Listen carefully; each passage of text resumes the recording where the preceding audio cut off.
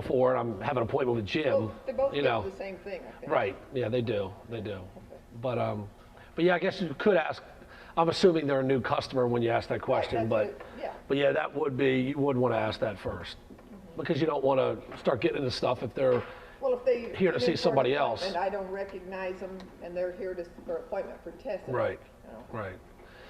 So one of the first things that I do is try to, I'm not going to be able to go through every single detail, but I'm going to try to go through as many details as I can.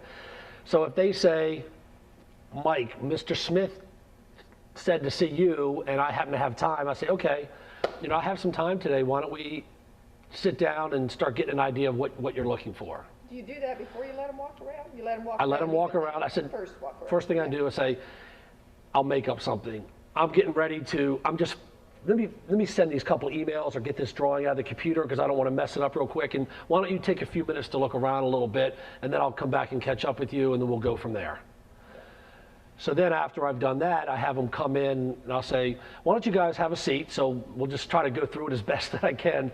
So why don't you guys have a seat? Do you have any, I'll just try to pretend you're the customer. Do you have any information, have you done a floor plan, or have you been anyplace else yet? Or have you, what stage are you in your process? Well, I'm in the beginning stages. Okay.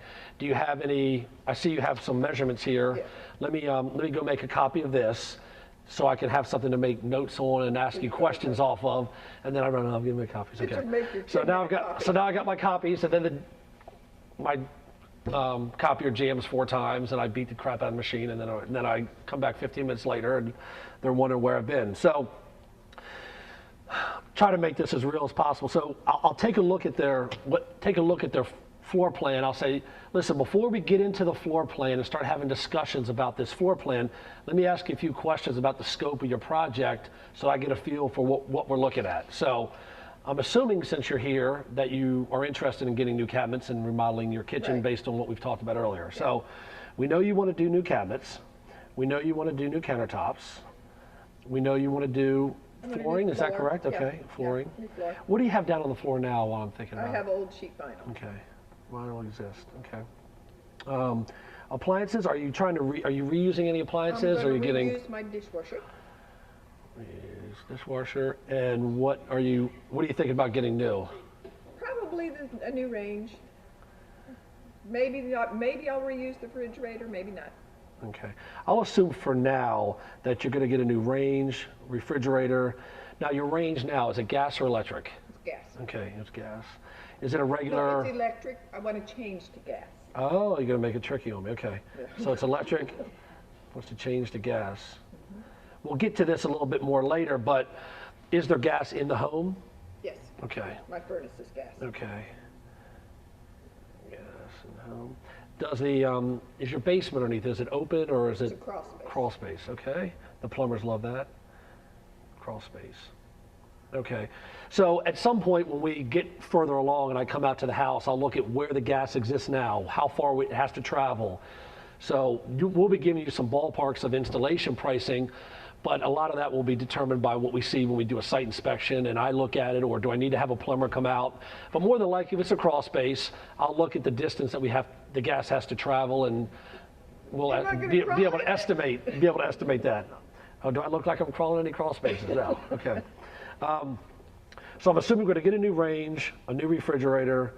Right now, over your range, do you have a microwave or a hood, or what do you have above the range? Just a hood. We'll get into this more when we talk about the design, but depending upon the size of your kitchen, which we'll also get into, a lot of times what we do now is we'll do a microwave over the range. I don't like that. You don't like that, okay. So you want to continue with a hood over the range. Right. But I want my microwave off the counter. And you want a separate microwave, okay. Well, we'll find a place for that. Range, refrigerator, hood. Okay. Do you know, again, this is getting ahead of things a little bit, but right now, does your hood, do you know if it vents to the outside, or is it a recirculating type? You think it vents to the outside? Okay. And the reason I ask you that question is just so I can get a feel for, when I give you ballparks of installation, to know if it doesn't vent to the outside and we need to vent it to the outside, find out where it's located and how much that's going to cost. So. I take for granted you're figuring I'm going to install the job. Right. Well, I'm going to get to that in a second. So cabinets, countertops, flooring, appliances, plumbing parts. I'm assuming, which you pretty much have to do, a new sink, faucet, and disposer. And you're not allowed to say, well, I'd like to reuse my sink or reuse my disposal, because we don't do that. You can tell me that, yeah. You want to use disposal. It's just a year old, Mike. It's only a year old. I know. No matter how old it is, disposals on the overall cost of this project are not a major deal. The problem is our plumbers are going to charge us more if you want to reuse your disposal than if you just get a new disposal. So you can get a new disposal for the same cost. Because what happens is when we tear out your kitchen and that disposal sits in the corner and it sits there for 2 or 3 weeks while we're doing your kitchen, then we're trying to hook it back up again, that ring is going to get dry rotted and we're never going to get that seal tight again, and the plumber is going to take him a lot of time to try to get that perfect, and it ends up being cheaper for you and easier for the installer. That's why it's cheaper for you to just get a new disposer. And they average $175 to $200 for a disposer in the course of the project. You know, I know it's still $175 or $200, but that's how much more the plumber may charge to try to hook up an existing disposer. So, sorry about that, but that's sort of the way we have to do it. It just works a lot better that way, trust me. We're not doing this to try to sell you a disposal. We could care less. If we could reuse it, we don't care about the $175. It's not to try to sell you a $175 disposal. It's to try to make your job go smooth and everything go well and have you not upset with us later.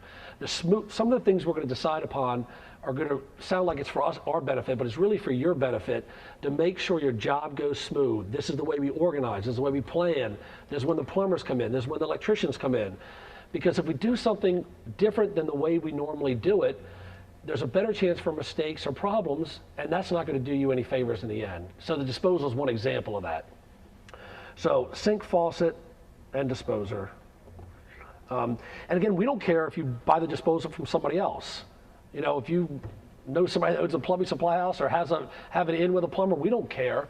Just have it there for us and let me know what it is so that our plumbers know ahead of time. Okay, installation.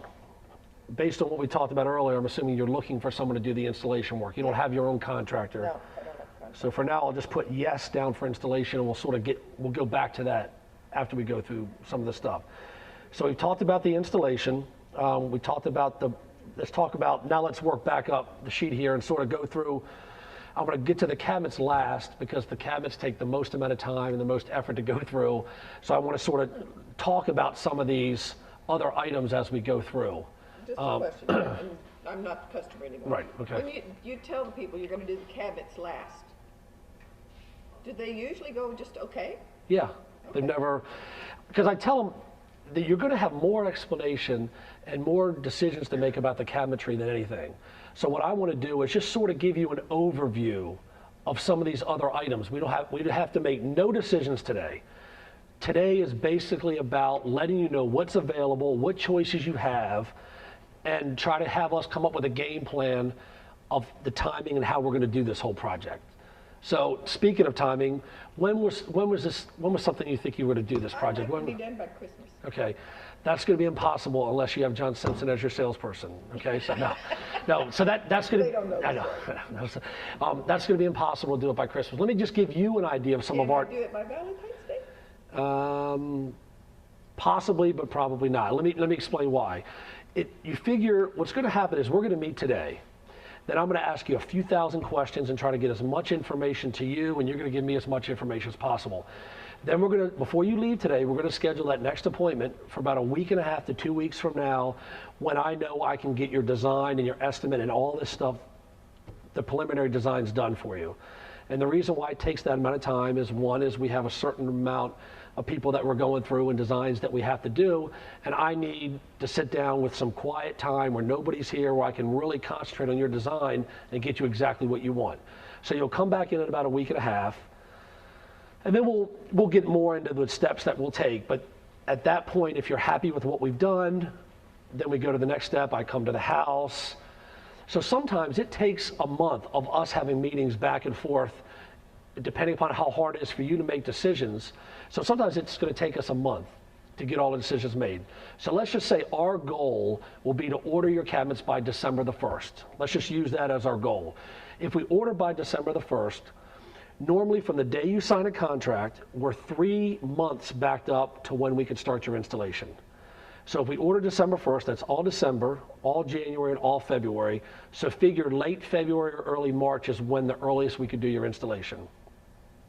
Now, if we order later than that, then it's going to be delayed a little bit more than that. But I just want to make sure we're giving you the true dates and give you a heads up ahead of time, so you're not, thinking it's going to be done earlier than it will be.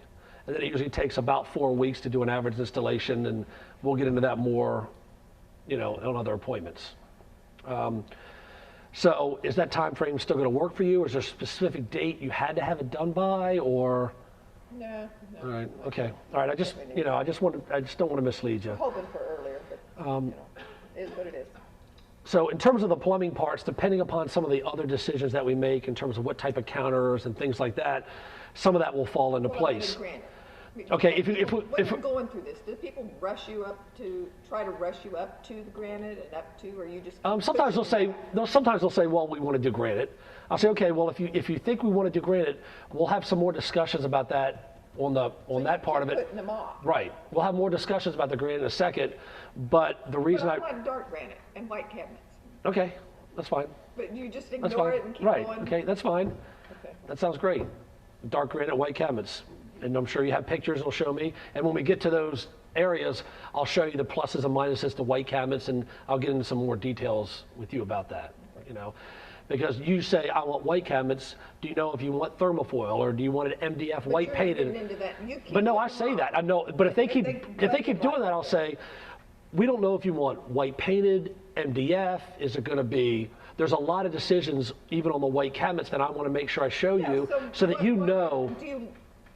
I say that just what I just said. Okay. Well, what is thermofoil?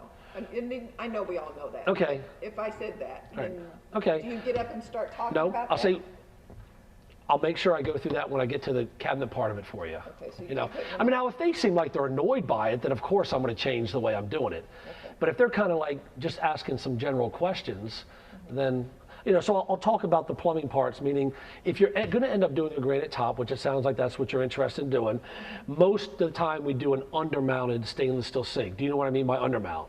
Yeah. No, I don't know, or I do know, and then I get them up and show them undermount means that overlaps, and I go through all that part of it with them. Appliances, if you're going to, dishwashers are all standard sizes, they're 24 inches wide. At some point, I'm going to need all the appliance model numbers that you've decided upon. Have you gone and looked at appliances yet? Not yet. Okay, if you haven't looked at appliances yet, we'll just sort of have conversations I'll give you some ballpark sizes that are sort of average, and then I'll give you what sizes those are. Then when you go to look for appliances, you'll have a general feel, but once you're there, you may make total different decisions on that. So once you decide upon your appliances, I will need to make some model numbers to be able to do a final design. I don't want to wait for you to pick out your appliances for me to do an initial design, because then that just delays you even more. I can allocate certain spaces for now. Then, like for instance, your refrigerator, I'm going to allocate, and I'll write this down for them. Well, I'm not sure. Maybe I want ovens, or maybe I want a cooktop. Right. That was going to be my next question when we get to appliances. Right now, I know you have a range. So you only have one oven. Do you feel comfortable with one oven, or did you feel like you needed a double oven? Or okay. Well, if you're not sure and you're used to the range, then let's just say we'll start with the range for now. But if you feel you need two ovens, then we need to look at different ways that we could try to get you two ovens. There's, we can put them in a tall cabinet where there's two ovens, but based on your design, it doesn't look like having another tall unit is very good to try to fit into your space. Sometimes you'll have a range, and if you need a second oven, we can do a separate, smaller under counter oven that's further away, where you're not using it very often. But then the next question I normally ask is, well, if you felt you need two ovens, if you've lived with this way for this long, how often do you feel you need two ovens? Well, I entertain a lot. I have people over, and I want a second oven quite often. Okay. Well, if it's quite often, sometimes people answer that question by saying, I need a double oven for the holidays. Right. So then I say, listen, can you do the microwave that we do? Could that be a microwave / convection oven where the 90% of the time you're using it as a microwave, but the 10% of the time you can use that as your second oven? Do you think that would work for you? It might. Okay, because you have to think about how often you need 2 ovens going at the same time and a microwave going at that time, so 3 units. If very seldom you have 3 units going at the same time, that separate microwave that we're doing, maybe we can get that as a microwave convection oven. Okay. And then, it's... So you go through that. Right, I go through all of that type of stuff, and depends on how they answer the questions, we're going to go down different paths. I may even say, listen, I know earlier you said you want a hood over your range. The only reason, based on the size that you have, that you just, what's the reason that you don't want a microwave over the range? Just I out don't of think curiosity. it's safe for little kids. Okay, that's and I fine. like the look of those. Okay, the that's big fine. hoods. Then I won't go any further with that. If, depending upon the answer to that question, I was going to walk you over here and show you how this is a microwave that would be over your range, and that could be a microwave convection oven, so therefore you're killing 2 birds with 1 stone by combining appliances. Because in your case, with the size of kitchen you have, if I have a range, then, let's say I have a double oven, then I have to have a cooktop, then a hood, then a separate microwave. It's going to be difficult to fit all those things into But this I like space. those big, pretty hoods. Okay. I really want it to be That's a fine. focal point. We can make that, we can make a nice big pretty hood, but keep in mind other things that you may be sacrificing a little bit of cabinet space, but if you feel like we can do that, then that's fine. So at this point, you don't try to talk them out of it. You wait till you're designing to figure out the best thing, and then when they come back, you. Well, it depends on how they're going to answer the exact Right. question. So, But like what I like for just instance, did, what you just said, if it's how important in this overall design of your kitchen, how important on a scale of 1 to 10 would you say to be able to get that second oven in there? 7. Okay. What I'm going to do is I'm going to make a note here that's very important for you to try to get this second oven, so that when I'm working on the design and layout, my goal will be to try to figure out a way to get this second oven in here without totally sacrificing everything else. And are you okay with maybe making that a microwave convection oven? Maybe. Okay, so then I'll make notes saying, this will be boring for this, but 1 second oven, I'll write down 1 second oven. It's important to them. And prioritize. And try to prioritize of what they want to try to do. So, but I may do a design and say, listen, I really had a hard time with that. Here's what we sacrificed by doing that. Are you okay with that? Oh yeah, sure. I can put some of my stuff in the mudroom around the corner from my pantry. I can take up some space for that second oven. But if they say, no, I really want that second oven, and you decided that there really wasn't room. No, if you then really want will it, you redesign it? yes, if you really want that, then that would be a 10, not a 7. And if you really want that second oven, then my main goal of this, No, it's a 10. my main goal of this kitchen will be to get you a second oven. Now, if for some reason it works out that we can't fit it in, and you come back and you say, I've got to have it, then I need to figure out some solutions. We need to talk to the appliance people to see what we can combine, but we'll sooner or later, we're going to figure out a way to have this the exact way that you want it in the end. So I'm not saying I'm going to do 14 designs for you, but I may have to do some reconfiguring, because once I present that design to you, what you're going to do is you're going to say, oh man, Mike, I love that, I hate that, I love this, I hate that. We're going to call that initial design our rough draft, and hopefully it won't be too rough. But that's not the last design. Nothing's going to be etched in stone. We're going to be able to make changes. The most important thing for me is to find out as much information about you, do the best design I can from what you've told me, present that design to you, and then if we have to make changes, it's no big deal. I've already got the walls drawn. It's all on paper. It's no big deal. I can move things around, but I'm going to let you know the positives and negatives to everything that we're doing. So when I present this design to you, I'm getting a little ahead of myself here, but when I present this design to you, I'm going to tell you things like, I put the stack of drawers here because I was thinking with the dishwasher down, that's where the everyday cutlery should go, because you're sitting here and you're setting the table over there where the cutlery is now. People have to come all the way into the kitchen to set the table. Now they just go from here to the table, so they're interfering with the main traffic pattern and work pattern of what you're trying to do. So I'm trying not to abbreviate too much, but it would take hours to go, Flooring. I know you said vinyl exists. What do you have? I know you have vinyl now. What are you thinking about doing for the new floor? Wood or ceramic. Okay. Do you have wood in the adjacent rooms, or what do you have? Dining room. Okay. So you have wood in the dining room right now. How old is the house? What year was it built? 78. Okay. Okay. So you have wood in the dining room. If you were to do wood in the kitchen, would you want it to try to match that floor, or you? What? Yeah. Well, there's a bunch of different ways that we do it. Sometimes what we do is we'll tear out your old floor, we'll put the new wood floor, we'll take out the cabinets, But take I don't everything know, out. Maybe I want ceramic. Okay, well, let's talk about the wood for 1 second, then we'll get to ceramic. If you were to do wood, then a couple different ways to do it would be to tear out your floor, put the new wood down, and make it a different color but complement the dining room. Or if you want to get involved in this big of a project, it would be to sand, stain, and refinish the whole thing. What's best? For me, what would be best, you talk about between wood or ceramic, or different do ways? wood. If you're doing wood, it's going to be very difficult to try to match that floor. If we can, depending upon the color of that floor, what I normally do, we'll do maybe a lighter color wood if that's a dark wood, or vice versa. And then sometimes I'll take a threshold, you know what I mean by the threshold? We'll turn that sideways so you'll have a transition between the two rooms. So even though they're different colors, we'll have a separation between the two.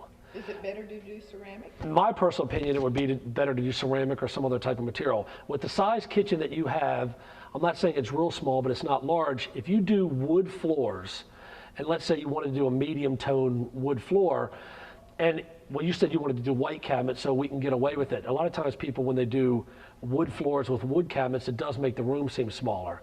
So the white cabinets will help open it up a little bit.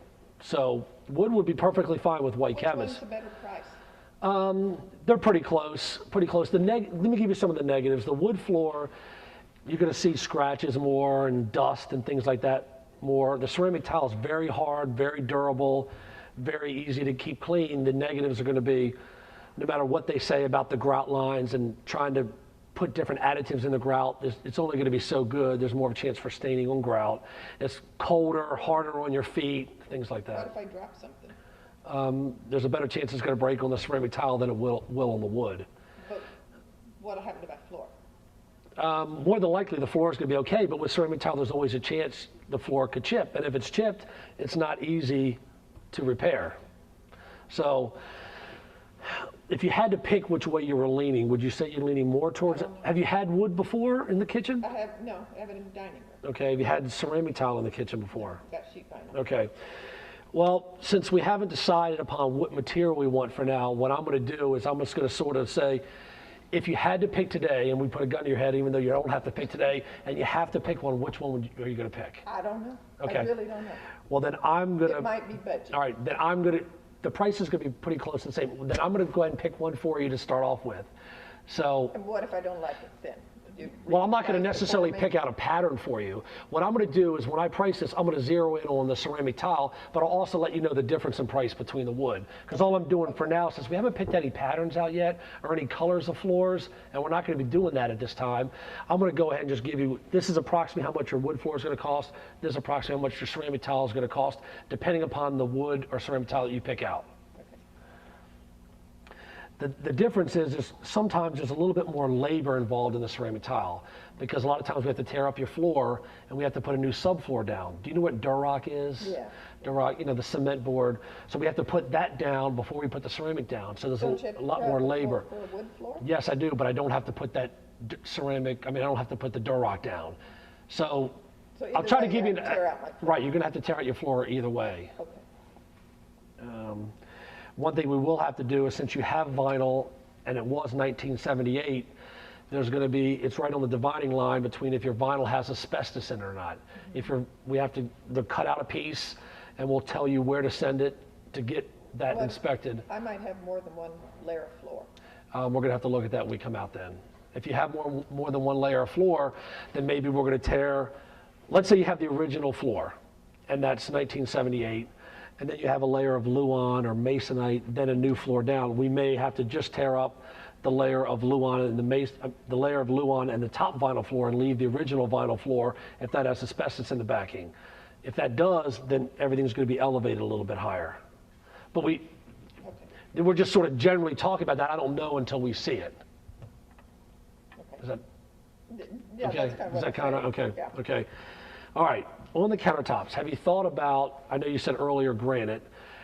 Have you looked at granites? Did you have a specific color? You said black. I mean, okay.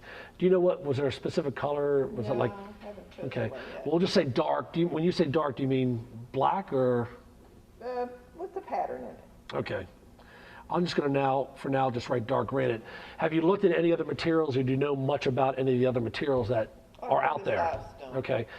Silestone is basically a brand of engineered stone.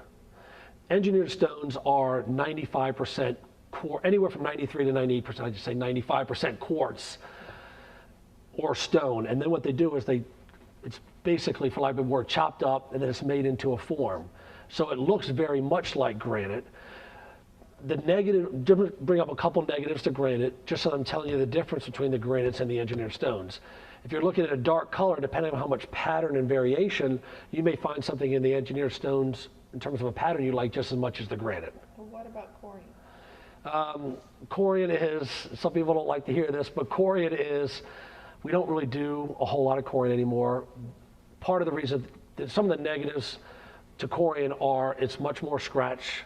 It scratches a lot easier. You can't put hot pots right on it. And I can put my hot pot on granite. On the granite or the engineered stones, it's a lot more heat resistant than than corian's So gonna I be. can take my green beans off and set it Sure, in. sure. Granite, the positives to granite, forget the color for a second, but the positives to granite are the granite is very heat resistant, very scratch resistant. So you tell people they can set hot things on. Yeah, I do. Okay. I do. Does everybody else do that or not do that? Or you tell them do not put your hot pots on the I granite? tell them it's recommended to Okay. put a hot pad. Okay. Well, maybe I'll change something on that then. But I've always Tell said them that. You can set it there for an emergency, but you should have a hot pad. Okay. So the granite, very heat resistant, very scratch resistant. The negative to granite is the fact that granite is porous, so granite can stain. So some people aren't told that. So, but that's possible to have it stain. What happens is when we install your granite, it's sealed, and then about every year it should be resealed to try to prevent the staining, but it's never perfect. And you're going to run around at all these granite places and say, "Oh, these lifetime sealers, lifetime sealers." From what our guys say and from what I hear, for lack of better words, it's kind of a bunch of crap. That it's not. That they say it's a lifetime sealer, but I don't know how long their warranties are. And there's these shops that are, you see them here one day and then they're gone tomorrow. So you actually get into that. Yeah, I do get into that. Now the engineered stones. Next thing, what about the engineered stones? The engineered stones. They have the heat resistance of granite, the scratch resistance of granite, but more of the stain resistance of corian. When I talked about that 95% and then the additives in it, those additives pretty much make it stain resistant, not stain proof, but stain resistant. So let me take a second. And normally Are they the cost-wise? very close to the same. You wouldn't make the decision's not going to be made based on one being more expensive than the other. It's more going to be what you're using it for, how practical one is over the other, or you find a particular pattern in granite you fall in love with. If that's the case, then we'll just walk away from the engineered stones and just zero in on the granite. But if you find a pattern you like in both, then it comes down to what's more practical, and then you go for that. So then I usually walk around the showroom and say, "That's granite, that's engineered stone, that's granite, that's engineered stone," and half the time they're like, "That's engineered stone? That's silestone?" Then I walk them over to our display area over here and say, "We have Caesar stone, silestone, Cambria, and Zodiac. For your purposes, pretend it's one brand and you have all these colors available." So the difference in the quality between them, the difference in the pricing between them is really, forget about all that. Just look at it like it's one brand. Now, what most of the people, I say this to everybody, what most people end up selecting more times than not is the Cambria. Cambria, if you're looking at these colors here, the Cambria has a lot more depth and the colors look more like the granite. The particles are a little bit larger. So from the past, I'd say probably 75% of our clients, even though they have all these four to choose from, seems like most of them end up picking the Cambria. But it doesn't really matter to me, whatever you like the best, whatever goes best with the cabinet and floor choices or whatever. So for your starting price, what I'll do, unless you know you for sure don't want the engineered stone, is I'll just take and use the mid-price level of the engineered stones or granite, give you that as an allowance, and then once you pick out your final color, you figure it'll go up a few $100s or down a few $100s. It'll move a few $100s either way, depending upon the final pattern that we pick. Sound okay? So mid-price, granite. Okay. In terms of the cabinets, I know we sort of a long path to get here, but I need to know a lot of this information before I get into the cabinets. There's a couple different ways I do it. Sometimes I get into the cabinet part first and start discussing the different brands and things like that. Sometimes I say, before we get into the cabinets again, let me go through and ask you a bunch of questions about your layout. So you generally push the cabinets to the back burner, to the Right. very last. Correct. Okay. Now, I'm not saying it's right or wrong, but they're going to still get that information, but I want them to sort of start getting a feel and feel comfortable with all these other things so they can really concentrate on the cabinet part of it.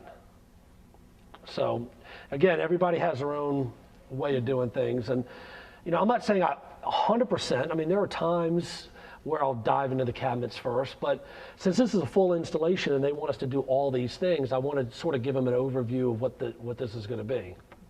So You think it's better to do that than start with the cabinets and then do all this other? I don't know. Okay. I don't know.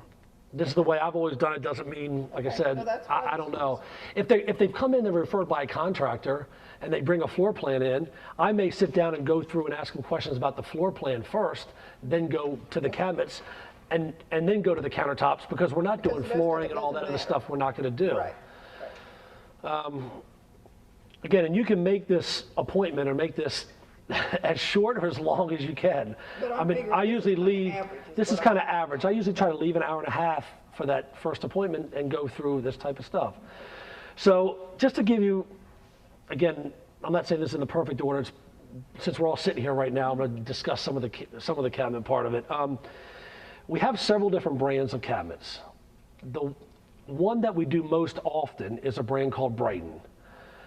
I wonder if I should just go ahead and go through Well, I don't the know. layout We're part of it. talking I don't know if we're, about the advantages and disadvantages. Why, price-wise? okay, We're all working right, on budget okay. here is the thing. We'll work on budget first, and then we'll do the whole thing. But next, before would you we actually get walk into them the- around the showroom and show them No, cabinets?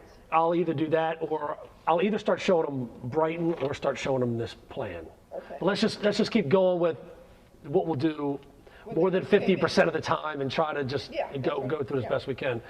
Okay, now we've gotten to the cabinets. One of the hardest questions sometimes for you to answer and for me to ask is, do you have a budget or an allowance that you're trying to keep this project within? I don't have any idea what a kitchen costs. Okay, you've been to no kitchen places? You've looked at Just at no, Home Depot, nothing? looked around, but I, And when you went to Home Depot, did you give them any No. design, layout, no, I anything? just looked. Okay, all right. Just looked at some cabinets. Okay, well, part of our goal is to try to get an idea of what you're thinking about putting into this kitchen. The reason we would like to get a budget or investment figure of how much you want to put in this kitchen is because before we get too far into the cabinets, I can show you cabinets. Let's say you had a $15,000 budget, and we're going through this process. I know if we have a $15,000 budget based on this size kitchen and the answers to these other questions, that I know what brand of cabinets that I need to have you go to.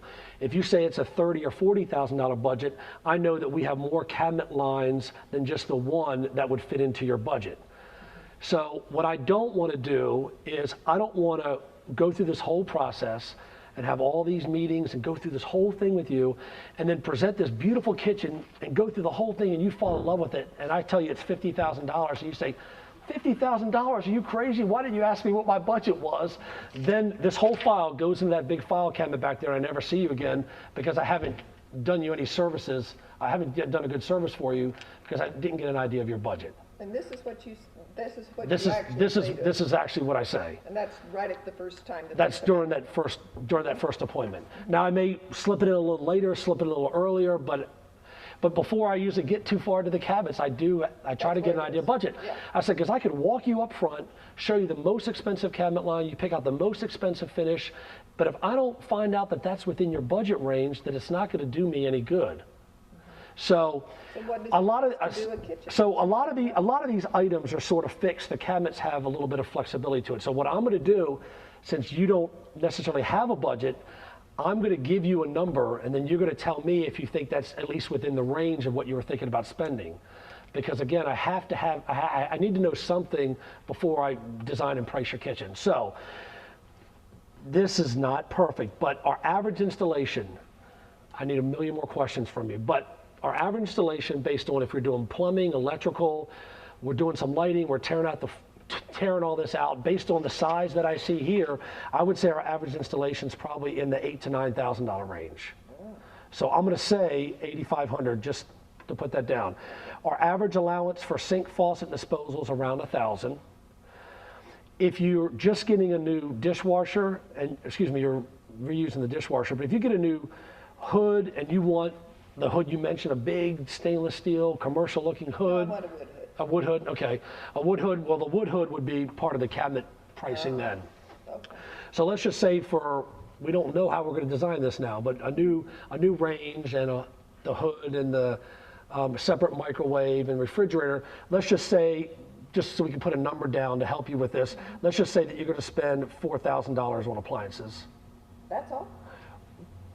Because I really understand that you would tell somebody $4,000. Well, because you're reusing the dishwasher, you're going to get a new refrigerator for $2,500.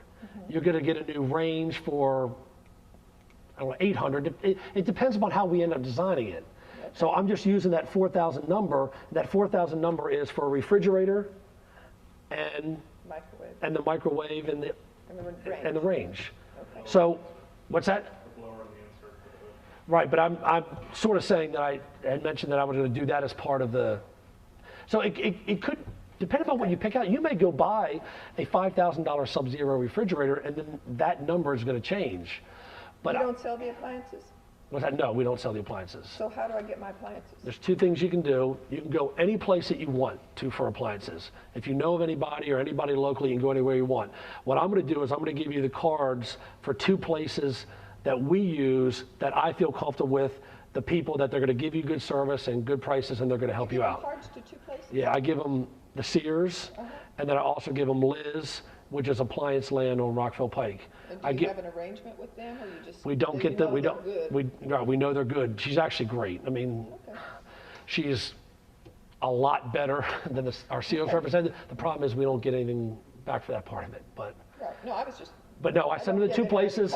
Yeah, I have a stack of the cards from Joan from Sears and a stack of cards, and I go in them and hand them to. I said, call these people, schedule an appointment. They'll be able to help you out. Is Bray and Scarf okay? My personal opinion is no. They may have great prices. I don't know that much about them. The only thing that I've heard is, over the years, being here for 21 years, you hear of places that have horror stories. Now, your experience might be great, but I've heard some horror stories about Bray and Scarf. So my opinion is these two places are really the best places to go, and I would zero in on those, but you can go any place that you want. So of course my goal is to have them not go to a place that sells cabinets. These two places don't sell cabinets. I want them to go to these two places. If I give them one and they go there and don't like the person, now they have a fallback. If I give them two, then they do have a fallback. I recommend places. I just don't give them cards except the Sears stuff. Right. I just give them the two cards.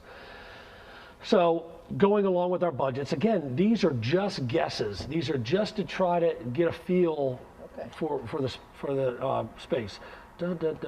Flooring, depending upon, based on what I see here, again, it could be right or wrong, depending upon what you pick out. I'm going to use, with this space, I'm going to use $3,000 approximately would be the cost of your floor. Okay. Does that include everything? That was more for materials and installation of the floor. The installation, the tear out and the subfloor and all that, if you do ceramic, that's going to be all in the installation price. Okay. But this is just to give you an idea of what the flooring is going to cost. And then your granite, again, depending upon what we pick out, I'm going to say, based on this, I'm going to say maybe $3,500 will be my best guess of what the price of the granite is. So if we use these numbers,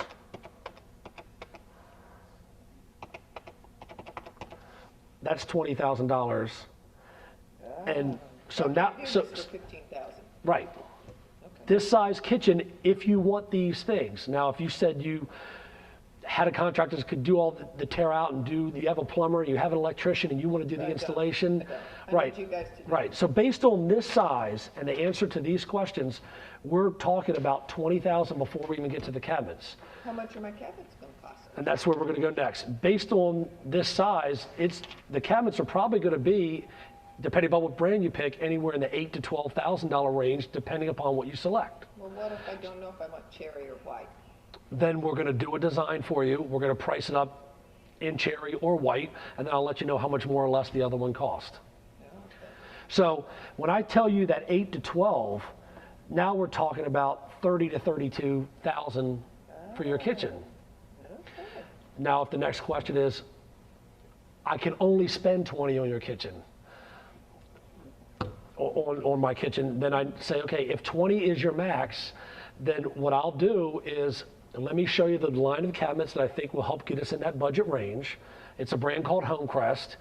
It is, for lack of a better word, it's what we have as sort of our entry level, but compared to all the other places you go to, Homecrest would be more of a middle of the road. So if you went to Home Depot, if I call ours more of an entry level, when you go to Home Depot, it's going to be more like upper middle of what they have. So it's all relative to where you go, the quality Well, I levels. can't do this for $20,000. The only I've already shot, the spent only, $20,000. well, there may be a way. You may have to go to a different type of countertop. We may have to do the Corian or another product that we have called Meganite, and I'll show you that. Yes, you may want granite, but if the budget doesn't allow it, then we may have to go to one of these other products. The flooring, we may not go with ceramic. I can tell you about another product we have called Duraceramic, which is what's here, and I'll get into the details of you about Duraceramic, which may be a little bit less than ceramic, but it's still a very good material. You know, you may have to,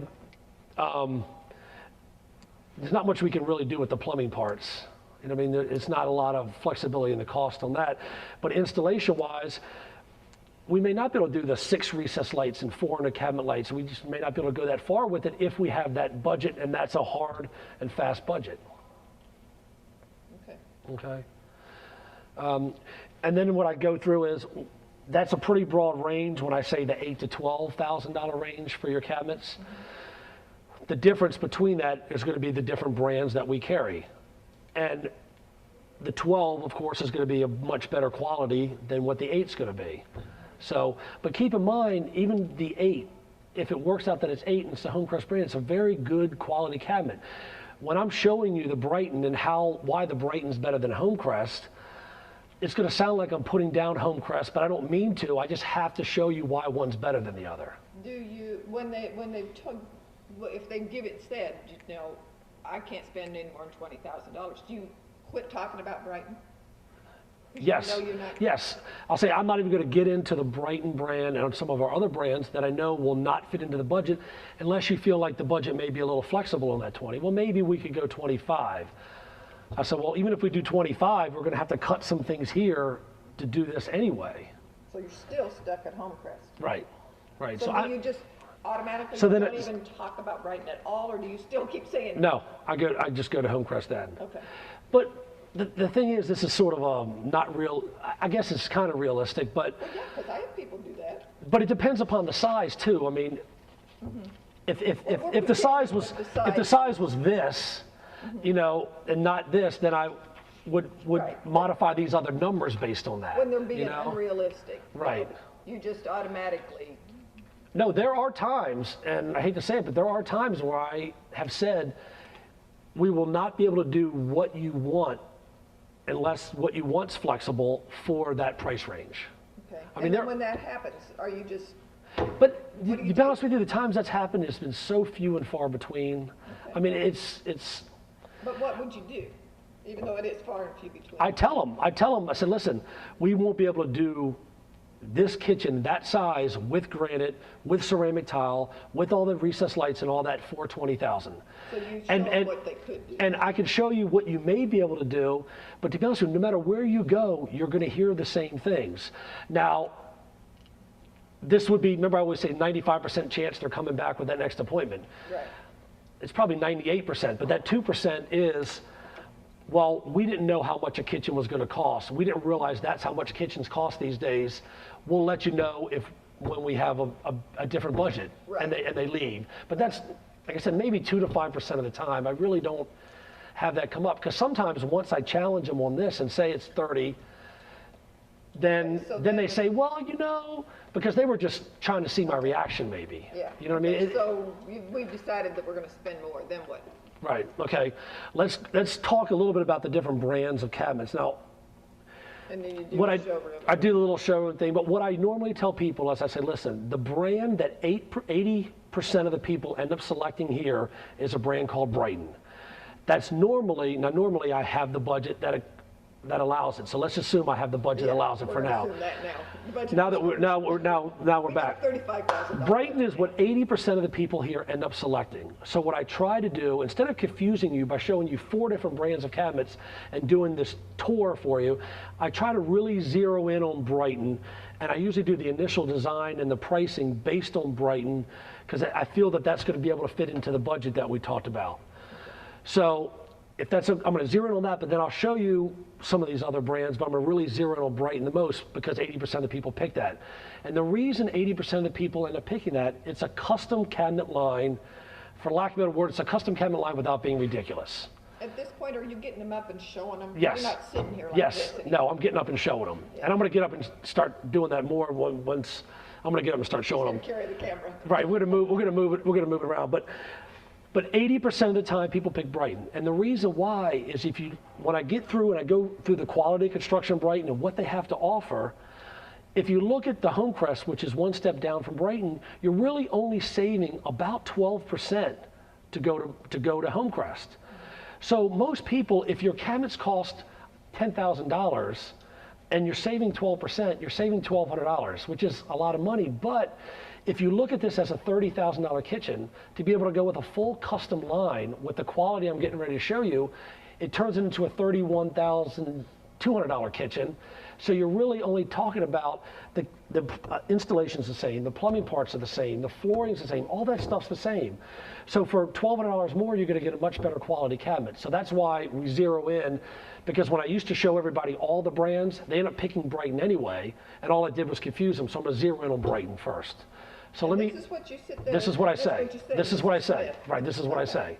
And then I say, well, let me show you a little bit about Brighton. Let me show you why I say it's a custom line and the quality, so that you know what you'd be getting. So when I do design and price this for you, you know what the quality you're getting. So if you happen to look at other things out there, you can compare the Brighton quality of that, and you'll find it's going to be more than competitive for what else you see out there.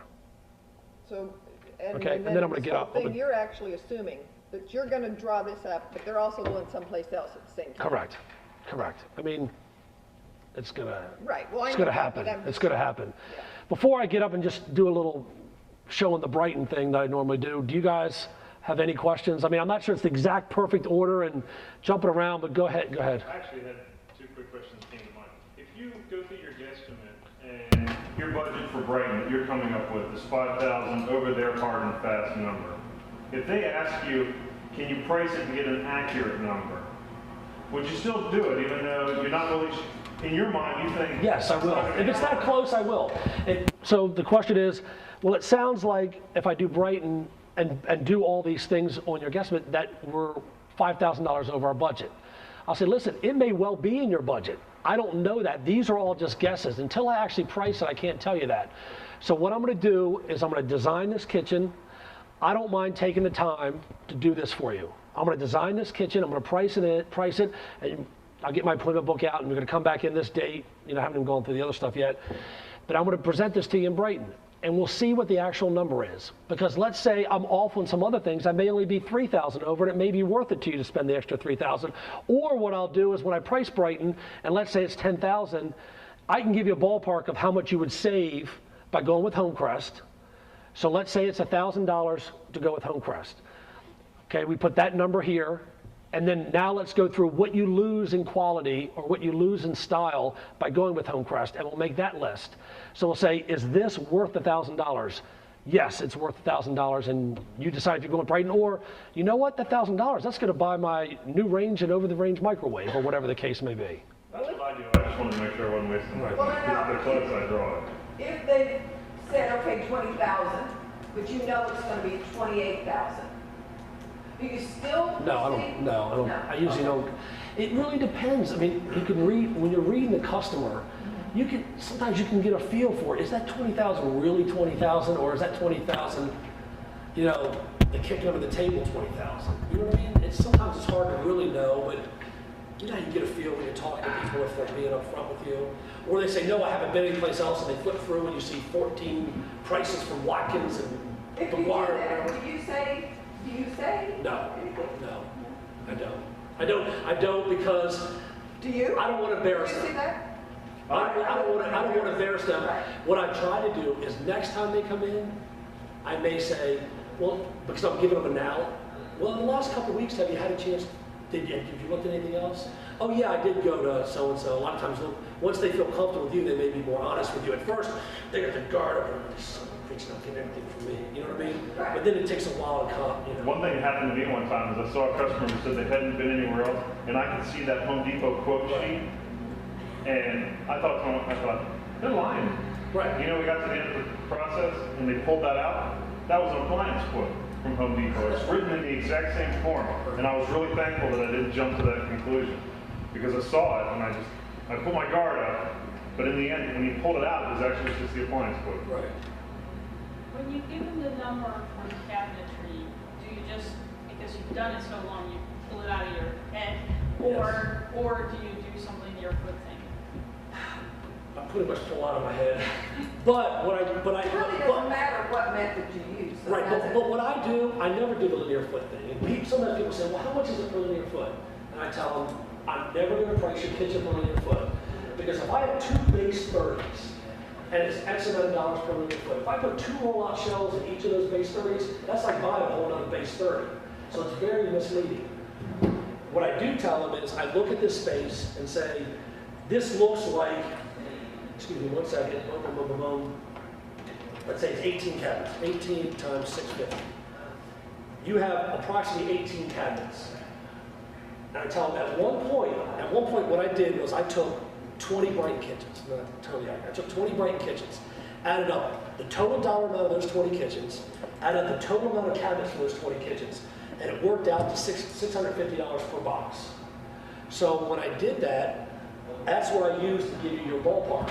Now, if you want painted and glazed, it's going to be a little bit more. If you want maple and a semi-overlay, which I'll get into later, then it's going to be a little bit less. But if I use that 650, that's way more accurate than doing the linear foot thing. Now, at this point, when you've already walked around the showroom, Yeah, I'm going have to they do it. taken up your time going, well, I want white or cherry? Do you do that? Do you try to not let them do that? I don't. I sort of try to leave the color selections and door style questions and all that last. I try to push. I try not to sit around and just talk about. But at some point, Yeah.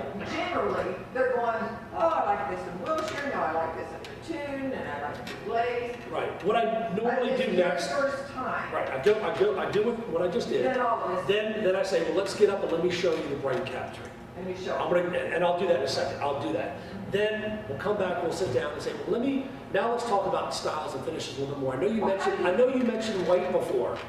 So do you have any magazine pictures or anything that you? Yeah, so. I look at the magazine pictures and say, now, do you like this because of the door style, or do you like this because of the color? I just liked it because it was white. Then I said, well, now let me walk you over and show you the doors and finishes and options, and I'll show you what I do when I do that. Yeah. Can I ask you some questions before you go on to door Right. styles and so forth? First of all, what size kitchen were you modeling there as far as? I just getting made one that? up. I just Yeah, put one on the file here. It's just generic. I know, but I was thinking like how many square feet in terms of what's Well, I just- small, medium, large kitchen? Maybe you I could know, put it it's- that way. It's That's kind of, stuff that you're gonna have to glean from stuff in the showroom. well, I just did this, I just said 8 to 12, and then I just did the 650 for the 18 cabinets, whatever, and it worked out to 11.5. My only question is, I know those figures, I'm just concerned that that budget figure, all of a sudden, you've estimated here, that we're throwing ourselves a little too high. Because our average kitchen is not 20 to 30, our kitchen is lower. It depends upon how they answer the questions. Some of the newer people can they look at their stores, talk to, you know, Ramsey and Fernando, What do you- kitchens, and see what actually this What kitchen is, was? what do you feel our average full installation, flooring, everything, price is? What do you think our average kitchen is? Can we pull that out anyway? We can't. Because it's, if you want a full installation and they answer the questions about the lighting and the plumbing and adding a gas line and do all that, Well, yes, I would say I mean, when you ask all those questions, it is going to be very, very difficult to do a kitchen for under 20. What I'm My other finding, concern is that if our average kitchen isn't above 20, then we're already now a little bit higher, and we're saying that we can't really do it. That's did you what find I'm saying. any below that? No. 20?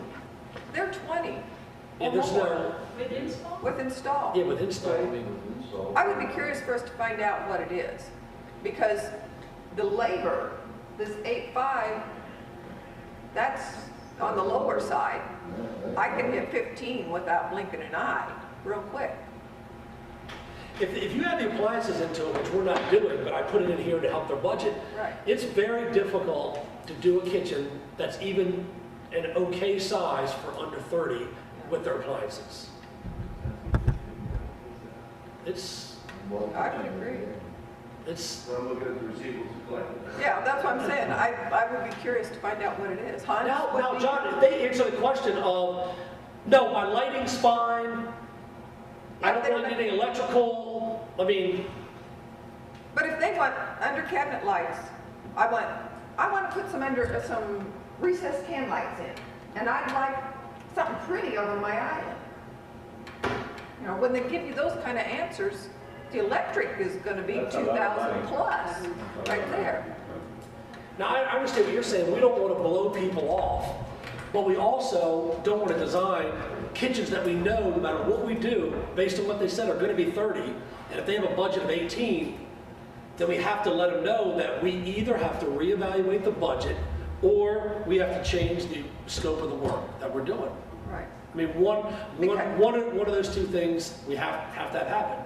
'Cause But if you you're take telling the- me it has to be 18, then you have to be able to tell me that we can sacrifice the granite, we can sacrifice some of the lighting, we're going to have to go with maybe a vinyl floor or something like that to get down to where you want to be, or we have to reevaluate the budget. But most people don't think that. I mean, most people, Do from you what I have to go tell, ahead and design it even though you know?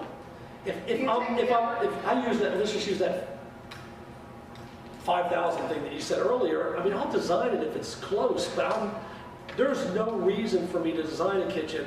If they say, no, I have to have grid, I have to have lighting, I have to do all that, and it has to be under 18, and I look at this size, and even if I use $400 a box, It's not going to happen. right, and if they say they want white, then I say, are you okay with, and I walk them over, are you okay with thermofoil? Or I show them the Homecrest doors and say, you know, make sure that they're okay with the quality level of what we have to do to get to that. That was another question I was going to ask you. Based on your example, what do you do if the budget only allows Homecrest, but you look at their measurements and you're like, wow, they're 83 to the soffit, or the Homecrest won't work in that, and they want a little small molding or something, or you take them over and show them the Homecrest stores and they go, I don't like any of these colors. At that point, you're almost at. I'm just curious how you handle that situation. Do you just simply say that, well, that only puts you in the bright and the brightness out of your budget, or how do you? Well, I ask, well, have you found anything else? Now, what are you comparing this to? Have you found anything else that did fit into your budget, that you found the right door style and finish? Well, I don't like any of them. I mean, it's hard because a lot of these objections, I guess you could get, but I don't find that I have a lot of these objections. We get a lot of We the get it. Homecrest is your budget. I don't like anything that's in that color selection. Right. Well, then, Yeah, we get that. I mean, the bottom line is, if this is our price, and these are the products that we carry, and we don't find a color that they like, we try our best to try to find something. Well, don't you think this would go good with this? You're trying your best.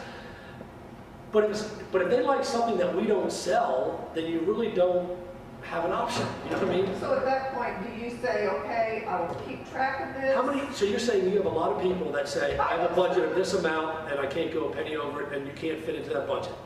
And somebody understand that, and they've come back. I mean, that's possible to happen. Sometimes they may not come back, I don't know. These materials, a lot of times I'll go ahead and I may dive into the budget a lot earlier than I did. Okay. You know? Okay, well, I just, Yeah, it's a good question. The negatives of pouring and being scratched. It's a good question because I don't know. I usually probably bring the budget up a little bit earlier because I don't want to put something down if I'm going to have to fall back to that for budget purposes. You know what I mean? So, again, difficult scenario, but I probably bring the budget up a little earlier than I did here, but there's time When to you run say over. earlier, well, you're still sitting down talking to them. Correct. I may even, I try not, it just depends upon the people. I mean, there are people that come in that they brought everything in and they're ready to go. And I look at the drawing and I get into the budget right away. If they bring in, Okay, so. I have 4 cabinets this wide and 4 cabinets this wide, you know, I try to get in there If, if, somewhere. if in an instance it was earlier, what would they have done that you got into the budget earlier? Well, let's say they brought a drawing in that came from Home Depot. Okay. And they said, Home Depot. that's your Home Depot drawing. I say, oh, what did you price this at? Crap. Craft made, what door style, what finish, da, da, It was da, a da. cherry Okay. with the glaze on it. One of the couple questions I asked. One is, what made you decide to continue further? What made you not get it from them? I don't really like Home Depot. Okay, that's fine. Were you happy with the quality of the craft made?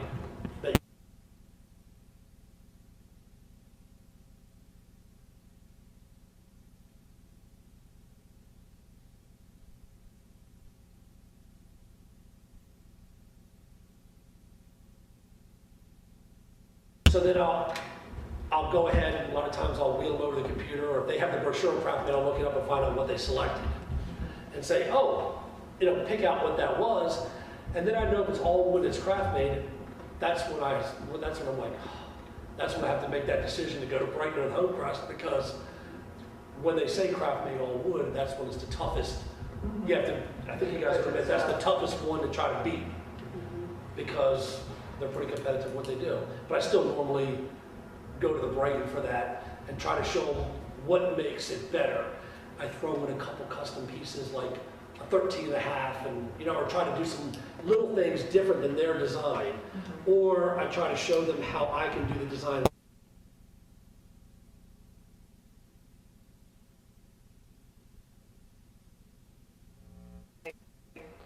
Why are you better than Home Depot? No, really, I want the answer there. Hopefully you may, well, it depends on if they're here by a referral. No, they're not. If they're not a referral, you've been to Home Depot. Where we try to separate ourselves from Home Depot, we have products and prices that are going to be in the same quality and price range. Where we're going to separate ourselves is hopefully we do a much better job and help you with the design, the layout, and our experience. I've been here, you say 10, 12, 20 years, how many years you've been here? I've been here for 2. Right, I've been here for, okay, you say you've been here for 3.5, say I've been here for almost 5 years now. And who knows the type of, I'm not putting down the people at Home Depot, but they're more in and out. And we've been doing this as a profession for this long, and we really feel that we have tons and tons of satisfied customers that I can give you referrals on. And you're going to find our products and prices, we feel we can offer a little bit better quality sometime for a close price range. Now you may spend a little bit more, but hopefully the difference is going to be the services and things that I can provide for you and our expertise from being here for almost 5 years. I mean, it's just try to. Another plus you had, because I just came from the orange box, is Home Depot is very much churn. Buy what you want, don't buy what you want, makes no difference to you. There's a lot of designers, like Mike was saying, are in and out. But you get people who've been there for 4, 5, 6 years, know what they're doing, but stack of files this big and you've got 50 people a week you're talking to, I can focus more on what you need here than I ever could at Home Depot. I can spend more time in it. I've got somebody here who, before I go to actually ask you to write me a check, I'm gonna have somebody double check what I've done for a sanity check, so I know I'm not messing up your kitchen. I don't want to add things you don't need, leave things out that we do need. I'm more comfortable selling to you in this environment than I ever was at Home Depot. Because So- I can get your checks no problem. So back to John's thing a little bit, It really depends upon what they're looking for. If they're looking for a full remodeling job, that's the facts of life, you know what I mean? But if they're looking for, well, I got a plumber and electrician and we're gonna tear out, and you can work with them on budgets. But Lisa, what would you say, when you look at the bottom line number of our installs, what would you say the bottom line average is? You mean that we sell to a customer? Yes. That's good. For the labor? Right. So if our average is 10 there, and our average is 3,500 on granite, and our average is 3,500 on floors, and you're gonna spend more than, You're gonna spend 8,000 on cabinets. at minimum, I mean, it is what it is, you know? And sometimes they just have to know it is what it is, you know? They have unrealistic budgets maybe, if they're thinking they're gonna do a kitchen for 15 or 20. Now, if they come from a condo or a small townhouse, then you may be able to do it. But that installation, you're still not gonna get that installation under 5. You're not gonna get those tops for under 2. You're not gonna get the cabinets for under 6. Well, And the appliances are gonna be 4. A third of our job, not even a third are installed. I'm just concerned that we don't, you know, Right. we use realistic figures and all this. Well, if we took those jobs and looked at the overall project, and we took the averages, those kitchens, most of them are gonna be 30,000 or higher. For the full. Right. And that's not, well, maybe 25 or higher, then they've spent another 5 or more on appliances. Okay. Now, if it was an instance that there was no installation, you would, and they just want cabinets and countertops because they're working with a contractor, or there were a referral that came in, you still would, at what point do you ask for a budget then? Or do you, how do you do it then? Sometimes I'll maybe ask for it a little bit, I may ask for it a little bit later, but I'll ask them, you know, the time frame and things like that. And I may get into the budget, or if they've looked at anything else yet, or Did you get into hopefully if the it's yes, I definitely get in the budget. Hopefully if it's a contractor that they're referred to, that I already know that they're coming in, I've talked to the contractor and Okay, I got but some if, let's information. say, because we get people that come in and they, yes, I have a contractor. What do you start with? Do you have the architect's plans or the layout or whatever? Okay, you have this. Okay, you start looking at this and say, well, we can go with this a couple different ways. One is I can start asking you some basic questions about the layout and design first, or I can start showing you some of the cabinets that we have. What So you brands let them what brands have you seen up to this point? You know, we start going through that process again.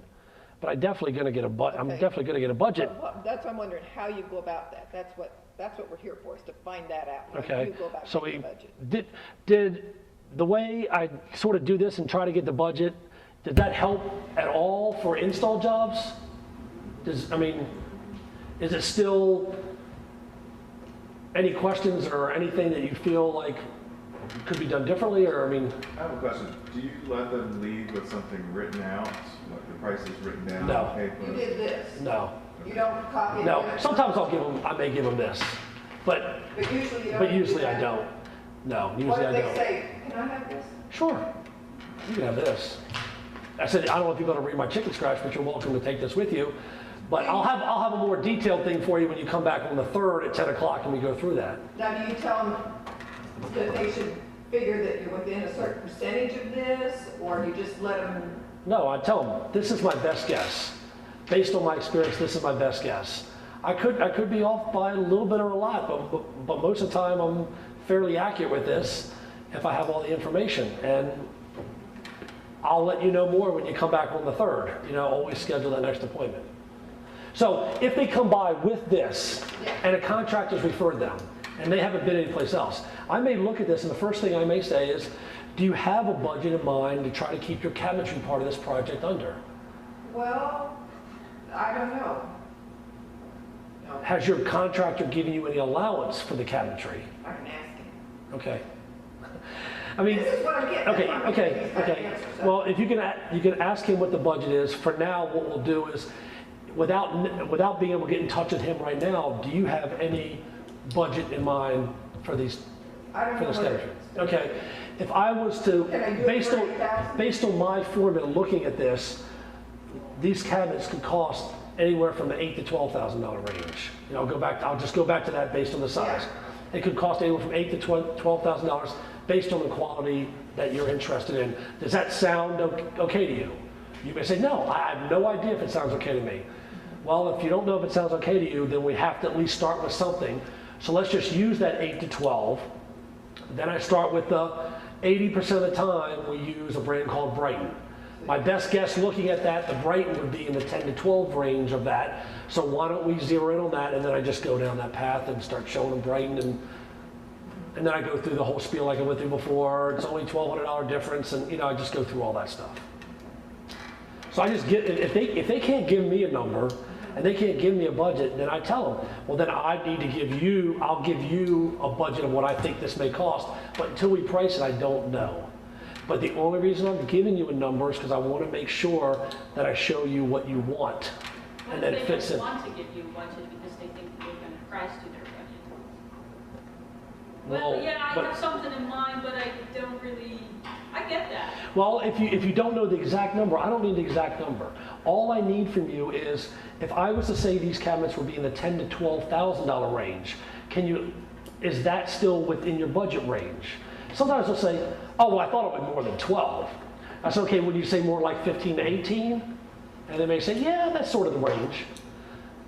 Boom, and then I say, well, the reason why I ask you that question is for no other reason but to help you out. If it's 15 to 18, I know there's certain brands of cabinets that we have that I can show you. If it was 10 to 12, I know there's certain brands that are not even worth showing you because it's not going to fit into the budget that you're trying to get. I said, but if you don't have, let's say you're doing a $200,000 addition and the contractor hasn't given you a budget yet, you may think it's 15 to 18, but when he gives you the price, then it turns into 10 to 12. Then we have to look at that design and figure out how we're going to subtract money to try to get to where you need to be. So what do you tell them the difference is between, if they say, okay, well, I don't really know, and you say, well, it could be 10 to 12 or it could be 15 to 18, I know which ones to show you. You say, well, what's the difference? What do I get for 15 to 18 that I wouldn't get for 10 to 12? Right, and I show them, let me zero in on Brighton first, then do the 80% thing, and da-da-da-da, and then I show them Brighton and then say, now listen, based on what you show me here, and the fact that you want cherry and a full overlay and a shaker door, my best guess is they're going to be $11,000 to $12,000 until I design it. I can't tell you exact. If you were to go with Homecrest, we would save that $1,500, and here's what you lose in quality for that $1,500. I'll price it in Brighton. Let's say it works out to 12. We'll know without me pricing it exactly in Homecrest that it's about $1,500 less. Then you can decide if those things that make Brighton better are worth that $1,500. I don't know if that satisfies them, but it has seemed to in the past. So let me just, you got questions that you can think of? It could be made as difficult as possible for sure. The customer to try to get to the budget. So if somebody walks in the door and says, how much does a new kitchen cost? I'm trying to explain that you're not just going to say, oh, well, we talked about that meeting, it's $25,000 to $30,000. Installations are $10,000 and that's it. The only reason you come up with this $25,000 to $30,000 number is if you ask the questions. If they answer the questions differently than we just answered them, then the budget's going to go up or down based on the answer to those questions. If they say, I don't want to install, then boom, $8,500 is gone. If they say they want laminate countertops, we don't do that, but you can get your own laminate for $800. Boom, you've taken off another $3,000. No. If you find any laminate samples here, they're hidden. Right, throw them away. Right, put them in the museum. But I try to really, the budget's very important, and I don't want anybody to be misled thinking, okay, Mike said this, that's $25,000 to $30,000. It all depends upon the answers to the questions. I know that's pretty obvious, but I want to make sure that it's more than obvious. One thing I do say is I'll say, Brighton, the reason why 80% of the people go with Brighton and the reason why I call Brighton a full custom line is this. Let me walk you over and show you a Brighton display. So, in saying that, in Brighton, all the doors are all solid wood. All the frames are solid wood. Even the sides, the backs, the whole cabinet. This is a bad display. I usually don't use this one, but The sides, the backs, everything is all wood. There's no particle board to the cabinet anywhere. The even the shelves, and I'll usually pull out a shelf and say even the shelves are 3/4 inch plywood shelves.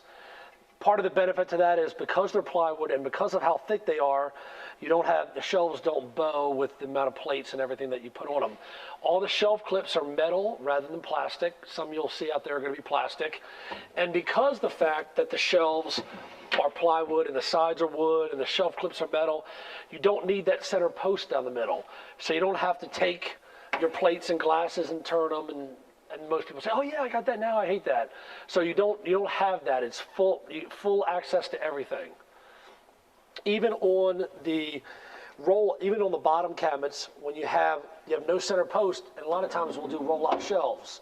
And what's nice about the roll-out shelves with Brighton, they're all wood. You can just take them out. This can pop out, and you can put them whatever notch you want to adjust the height. So let's say, for instance, you had some pot lids that are laying in the bottom here and taller pots here. You have that flexibility with the roll-out shelves. The drawers in Brighton are all 5/8 inch solid maple drawers, all dovetailed joints, and the glides are full extension, which everybody knows, but most people, that they open up all the way. A lot of times I'll go in and show them one that doesn't open up all the way. So it's not set back here where you're trying to scrape your knuckles trying to get the back to the forks or whatever else you have. So the glides are full extension undermount glides. There's a glide on either side. And what's nice about them is they're self-closing, but what happens is when you get to a point, they just slowly or soft close. You may have seen those in the other cabinets that you've looked at, or maybe not. So two reasons people like that. One is it's self-closing. You don't have to shut it all the way. But the other thing is if you're going by and just happen to slam it, it'll grab and slowly close rather than slam shut.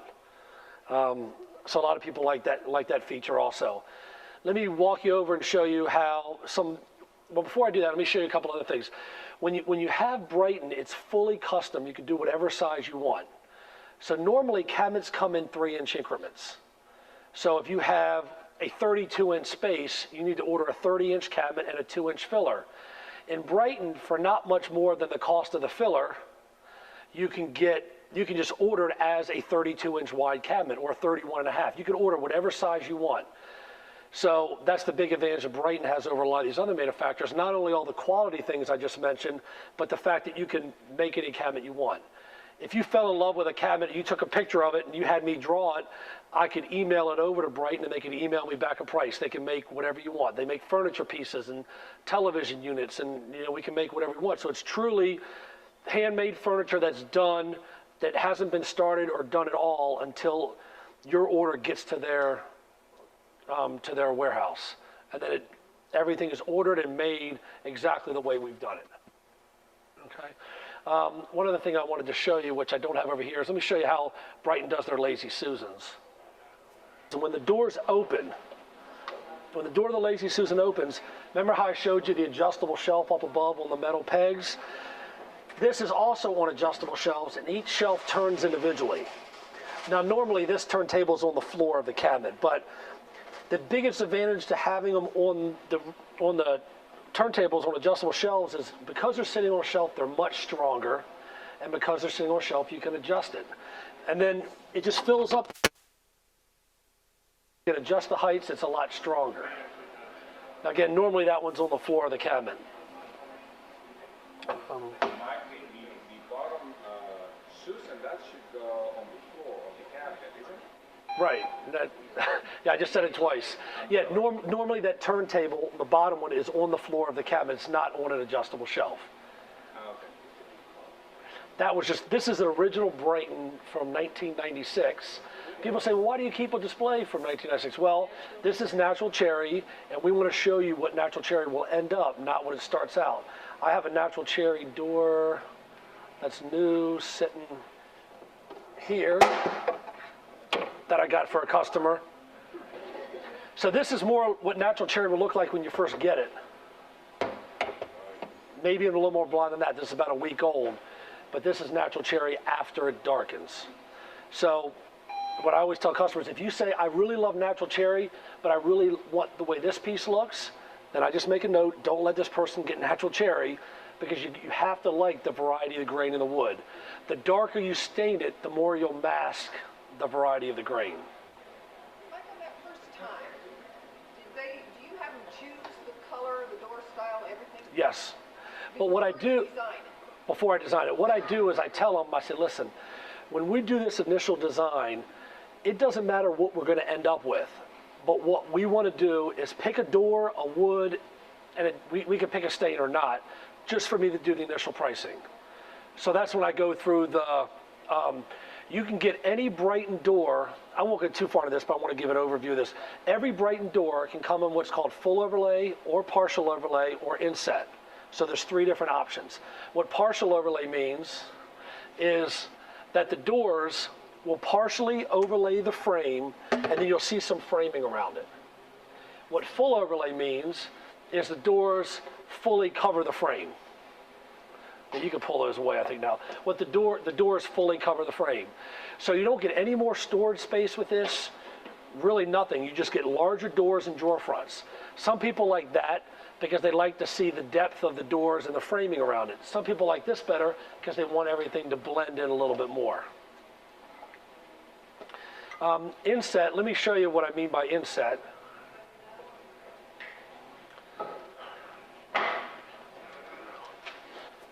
Oh, this is an inset door. And all that means is the door, instead of partially overlaying or fully overlaying, it's inset into the frame. One thing I always want to bring up, if you are interested in inset, is when you have a solid wood door and a solid wood frame, the wood's expanding and contracting with changing the humidity. So what's going to happen is, when you have an inset door, you don't have a lot of flexibility in the adjustment of the hinges. So you have to be okay with the fact that you can't call me later and say, well, this gap's bigger than that gap and that gap's smaller than that gap. That's just something you have to live with if you're going to get inset doors. And if anybody tells you that theirs are going to be perfect, any other cabinet company, it's not true. You're going to have that, and you have some adjustability in the hinge, but not a lot. So you have to be okay with that inconsistency. And then in our case, I pretty much go through and show these are not all, but these are pretty much a lot of the door styles that Brighton offers. And again, you can get them all in partial overlay or full overlay, and most of them, a lot of them you can get in inset also, but not all of them.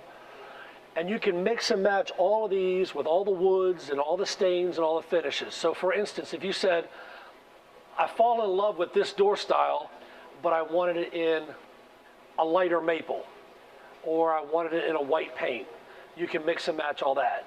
Or if you were to say, I like this door style, but I don't like the way the panel's raised in the middle, then you can order it as a flat panel, which would be like the way this door looks.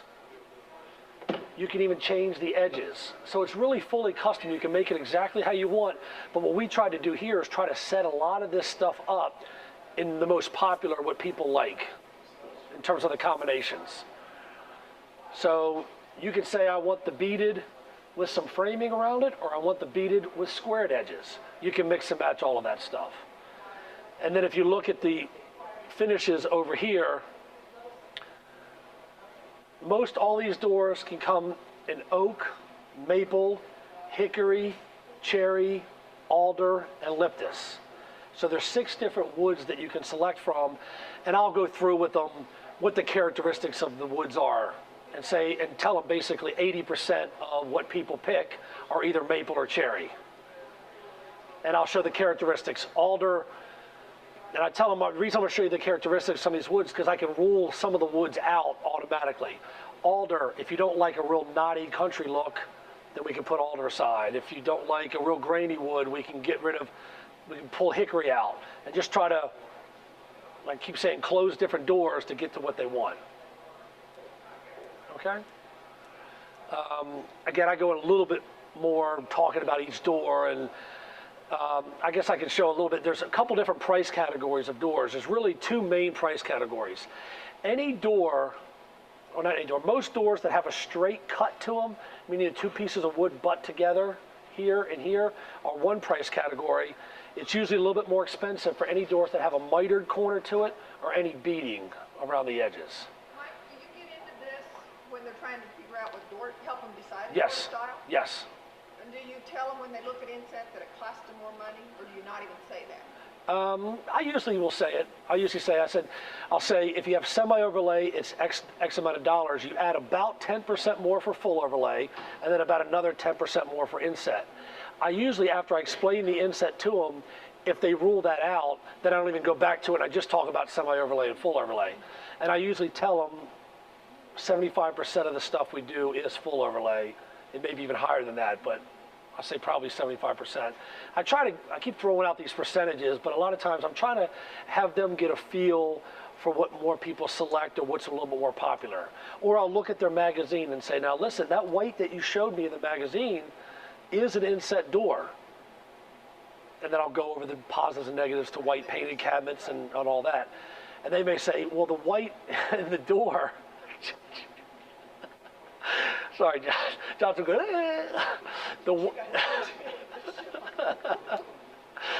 So anyway, we'll go through all that kind of stuff. John, you're a pain in the ass. What else in terms of the finish? And then I sit down and talk about the molding, and just. Okay, but if you went to Homecrest, now that you've told them how great this stuff is, and then go over to Homecrest, and you've got butt door and cabinet right there with no center post, and it's particle board. How do you explain that? I just go through the fact that I try to only talk about the things that I want to talk about. Oh, is she still here? Lady's still here. Lo, is your client still here? Is your client still here? Yeah, customer. Okay. I try to only talk about the things that I want to talk about, that I think are important. I go through, I even show, like when I show the Homecrest, a lot of times I don't talk about the fact that you can, if I know that I have the budget for this, I don't want to talk about the fact that that you can get Homecrest with no center style. Well, I don't generally go and show them that unless they see a Homecrest display. Well, what makes it, they'll say, what makes it lower quality? Well, it's particle board shelves. There's more particle board to the cabinet. But now if you I know what it is now. I know what it is now. There's more particle board to the cabinet. There's particle board shelves, and the Lazy Susans aren't as nice as their Lazy Susans, and the rollout shelves aren't as nice. And you got that piece down the middle. You have to turn the plates. And But you've done this after you qualify. correct. I never do that first because, like I did earlier, when I shouldn't have, and I put down the Corian before I normally do it. When we were talking about our scenarios over there, I don't put that down first. I make sure that it's going to fit into the budget before I start selling against it. You know what I mean? And I hate to sell against something else that's ours.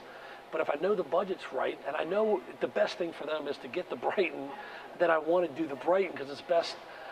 That extra $1,500 for me doesn't really matter, but I know my life's going to be a lot easier and theirs, and everybody's going to work out a lot better if I can really show them the value of Brighton and why it's better. Okay. The weight cabinets, we're going to talk to us about that.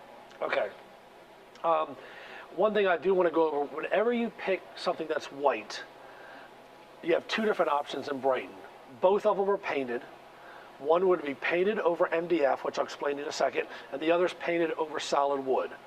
Whenever you take a door and paint it over solid wood, the wood expands and contracts with the change in humidity. So therefore, at the joints where they come together, you're going to have where the paint's going to crack at the joints. No matter what I say, and it's not humid today, whatever, over time you're going to get those cracks. And most people who get white painted are perfectly fine with that. But if I don't tell you about that and it happens, then you're not happy with me, and I'd rather not have that happen. So therefore, I want to make sure that you're aware of that, but it's more authentic looking. Just like when you have doorways in your house, and if this was wood, the paint's going to fracture at those joints also. It's the same type of thing. But if for some reason that bothered you, the other option would be, let me walk you up here for a second.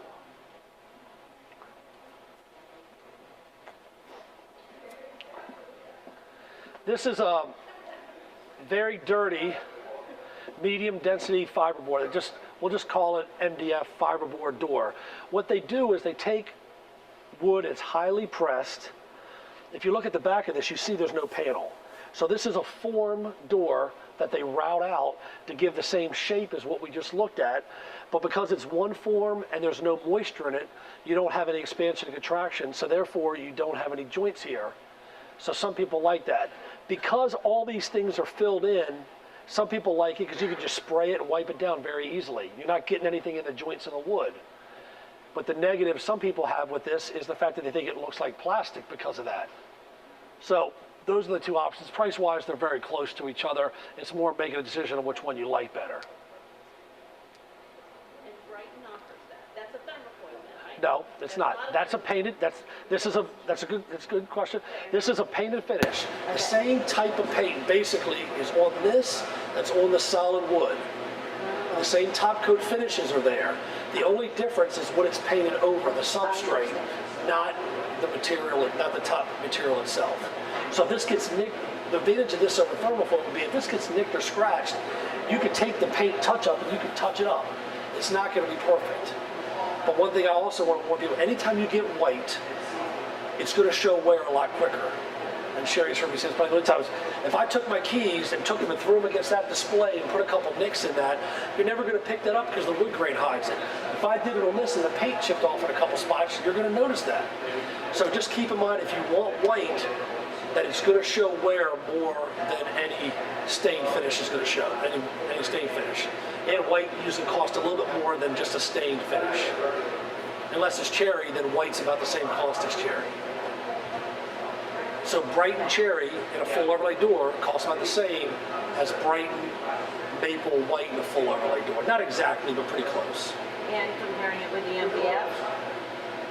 Pretty close also. The painted over wood is a little bit more than the MDF, but what I tell people to do, we're talking about a couple % differences in these. Really just pick what you like, and then we'll price it, and you're not going to, if you like one more than the other, that couple % is not going to make a difference one way or the other.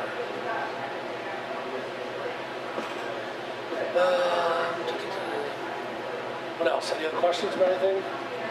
I have one final question. Yeah, sure. Just to do my last one, I As many promise. questions as you Okay, can. this is a big one now. We've often talked in the shop about how many visits do we have before we have a commitment. I know you have the first one, then you have the follow-up appointment. Now, are we looking for commitment before we go on any further? Yes, what I do, Do you mind if we move to that room? yes, there? yeah. Because What I normally do is I lay out the scenario and say, our first meeting will be what we just had, where we're going to have all these questions and fact-finding mission, for lack of a word. Then the next meeting, I'm going to present a design and a layout and a price to you. It will be a better than ballpark price, but it still won't be an exact price because I haven't been to your house yet to give you the exact installation price. But based on all the questions I've asked you, hopefully I've gotten close. So I'm going to present a design to you. At that point, if you want copies of the drawings or decide that you feel comfortable with us where you want us to come to the house, at that point we'll do a $500 design fee that's applied to your purchase. There are, and I'd say a lot of places out there charge design fees up front. What we do is we do the initial meeting with you, we do your design, we present your design, and we try to spend enough time with you to make sure you feel comfortable with me, our company, our products, and our prices before we ask you to make any type of commitment whatsoever. So at that point, if you want me to come out to the house or redo your designs in different things or change your design, we would do a $500 design fee that's applied to your purchase. Okay, and we, the reason we do that is because we've already put this effort into it, but hopefully you feel comfortable with us now. Now, if you don't feel you're going to end up getting it from us, then it's fine to not do the $500, but if we come back in and we want to get started again, we would have to do that design fee. And most people say, okay, let's do the design fee and have you come out and see where we are. Or they may say, we'll let you know. And I tell them, I said, listen, even if you don't feel pressured, we're not here to sell designs.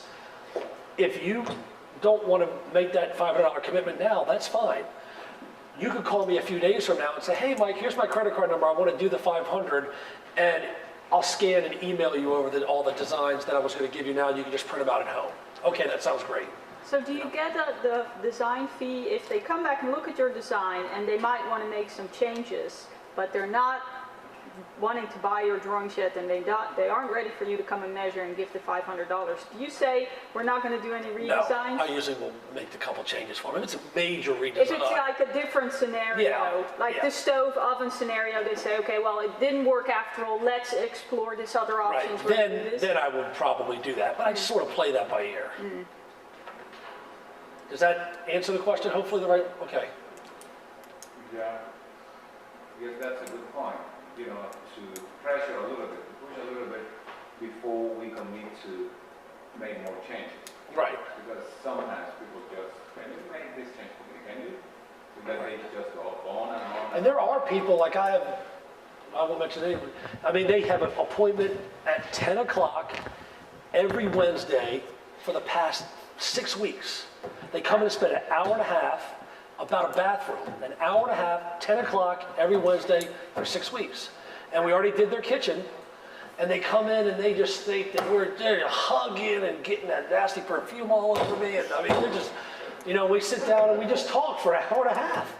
And we make changes and they leave and they're hugging and they come back. I'll see you next Wednesday. Do you try to curtail that at some point? You know what? There are certain customers that is like, I almost feel like that's their bright spot in the day, like me getting home from football practice and drinking. You know what I mean? That's their, you know, big thing that they like to do, you know. If somebody tried to curtail me getting home from football practice and drinking, then I'd have, you know, a problem. So, but they're going to get it for me. There's no way they're not. Right. You know, so it's So just. you know you're gonna get it, you just let them go on. I just let them go. I mean, I had a Well, but customer that's call because me, you already and I did hate their to say kitchen. it, but I had a customer the other day who called, and the parents had to be here. It was 2.5 years ago. Okay, now Mike, we're ready to go. We promise we're ready to go now. And they had done a $500 design fee 2.5 years ago, and now they're finally ready. And I go to my file and I get it, and you know, I told you we would get it from you. I said, I knew you would. I knew you'd be back. You know, about every 6 months I call them. Mike, during that first appointment, or the second appointment, you showed them the design. She's gonna ask the same question. Go ahead. Go ahead. Sorry. Did you already ask this? About the design. It's good. I tell them the next step is for me to come out and measure to firm up your installation price. And we talked about when you were coming in, that's when we do the design fee for me to come out. Do you always do the design fee? Or you just? Most of the time, but it's just, you know, you can just tell certain people, Doesn't matter. it just don't, I don't do it. Do you think? If they were referred by 3 different people and they're like, it's great, or, you know, then I may not. If you can tell that they're still just playing around a little bit, then I will ask for it. You know, it's.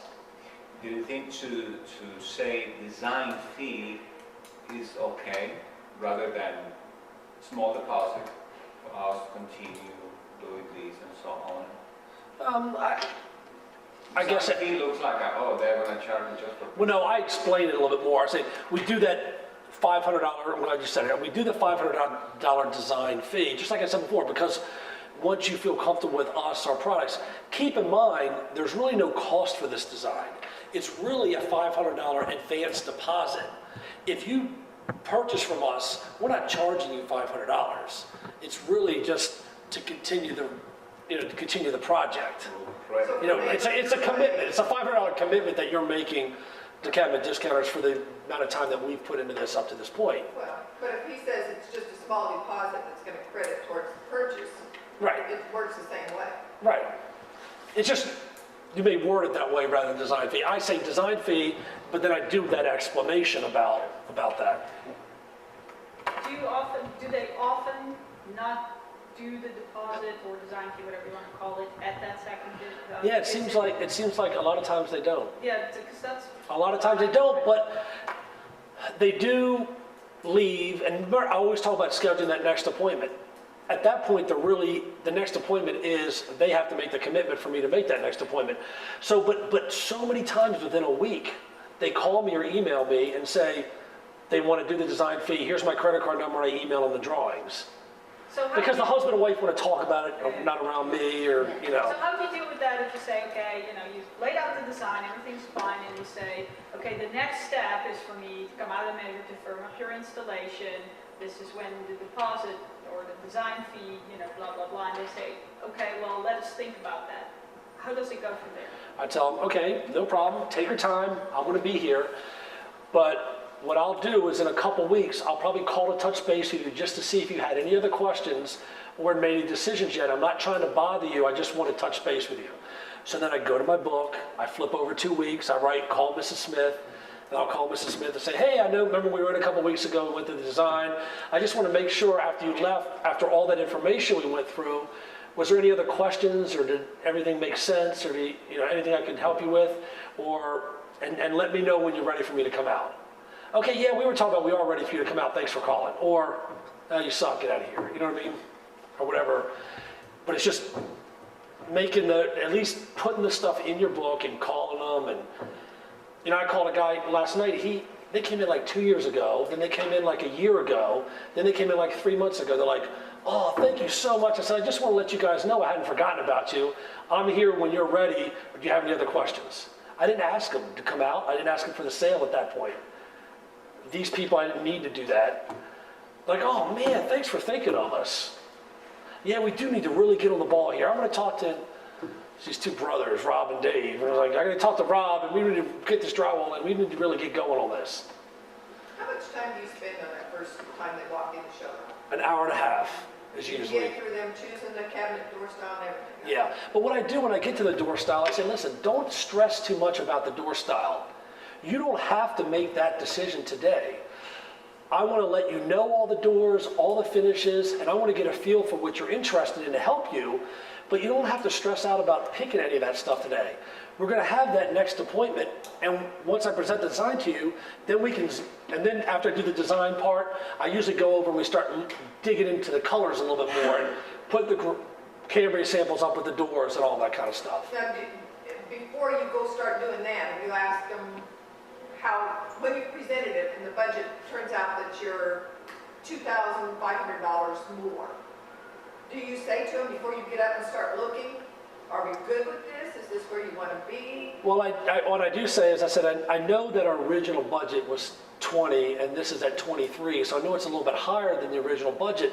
There are ways we can get this price to your budget if you want to, but I think some of the things that we did for that extra $3,000 that you're going to be pretty happy with and that you would not be happy with if we got rid of them. And then they may say, well, what type of things? I said, well, I can take the rollouts out of here. How much does that save? 200? Oh, I don't want to do that. And I'll tell them, I said, listen, the only way to get $3,000 off a project normally is a couple under here, a couple hundred there, a couple. You're not going to take a big chunk off unless you say, okay, I can go with semi-overlay. How much do I save there? 1,000. You know what? I think I will go with the semi-overlay. It looks perfectly fine, but I can keep all my rollouts and I can keep my hardwood floor or whatever the case may be. But you do that before you go start looking at the colors and pulling all that together to find out if you're... It just depends about how the conversation is going. Sometimes after we go through the colors, we'll sit down and say, okay, this is where we are. Remember we had that game plan. Our plan was to try to order this by December 1st. To do that, what we need to do is get me out to the house, do the design fee, and then get you back in here to make your final color and make our final selections. Does that answer it? Okay. Does anybody ask you for referrals where they go out and see a kitchen that you've done? Yes, they do. They do. So And so what do you say? I say, sure. What I normally do, most of them aren't asking to go out and see the kitchen, because I say, listen, to see the kitchen, come here. I wheel them over to our website. I go to Cabinet Discounter's website, and I go to the photo gallery and say, these are all kitchens that we've done. But for referrals, let me give you a couple names and phone numbers of customers I did kitchens with if you want to talk to them about how they liked the project and how we did things. And have you pre-arranged with those people that Yes. that's okay to do that? Yeah, a lot of times after the kitchen's done, and if I go out and take pictures or I talk to them when it's done, I said, hey, I won't use you all the time, but do you mind if occasionally somebody called you? Were you happy enough to go ahead and say I'm okay? Yeah. And they'll laugh, yeah, sure, no problem. I said, I'm not going to give your name. You're going to get a call every night. And I won't ask for people to come to your house if you don't want that. But they may call just to ask some general questions. And if I give people 3 referrals, they may call 1 or 2. Just the fact that you're willing to give it to them readily and not, let me look. I'm not sure I have anybody, The other day I was here with you, I noticed that most people, you schedule them 2 weeks after. Depends on how busy I am. Like if they come in on a Wednesday and they want a Saturday appointment, it'll be a week and a half because I can't do that Saturday, but I can do the following Saturday. But anywhere, a week to 2 weeks, depending upon, it's never over 2, and it's usually not less than a week. Part of the reason is, even when I'm not swamped, I want to hold a little bit of a, hey, we're kind of busy now, I have a few designs to work on type of thing too. I don't want to overdo that, but if I said, sure, I can have this ready for you tomorrow, when would you want to come in? Can you come in later? They're like, geez, this guy's pretty eager. He must not have anything else to do. Nobody else is buying from him. I mean, it's harder. I shouldn't say that because it shows your enthusiasm. But say, listen, I need to take a little time with this. Why don't we do next Wednesday again at 10 o'clock? Was that good for you? Are Wednesdays always good at this time for you or whatever? So I guess you have appointments, yes, you have 2 weeks at least filled up or more. Usually not, but Do you follow up, do you keep track of your customers? I mean, do you call them in advance again to remind them their appointments or not? usually not. You don't have time for that. Well, no, I have time. They don't show up, they don't show up. Well, no, if they don't show up, I call them and say, hey, did you, I forgot. But that doesn't happen very often. Most of the time I pull out another card, I write the time down on it, I paperclip that to the brochure I gave them, whatever. Very seldom do they miss their appointments. But no, I'd have time to call them. It takes 2 seconds to call somebody and say, hey, I want to remind you about the appointment. But I guess I could do that, but I haven't done that.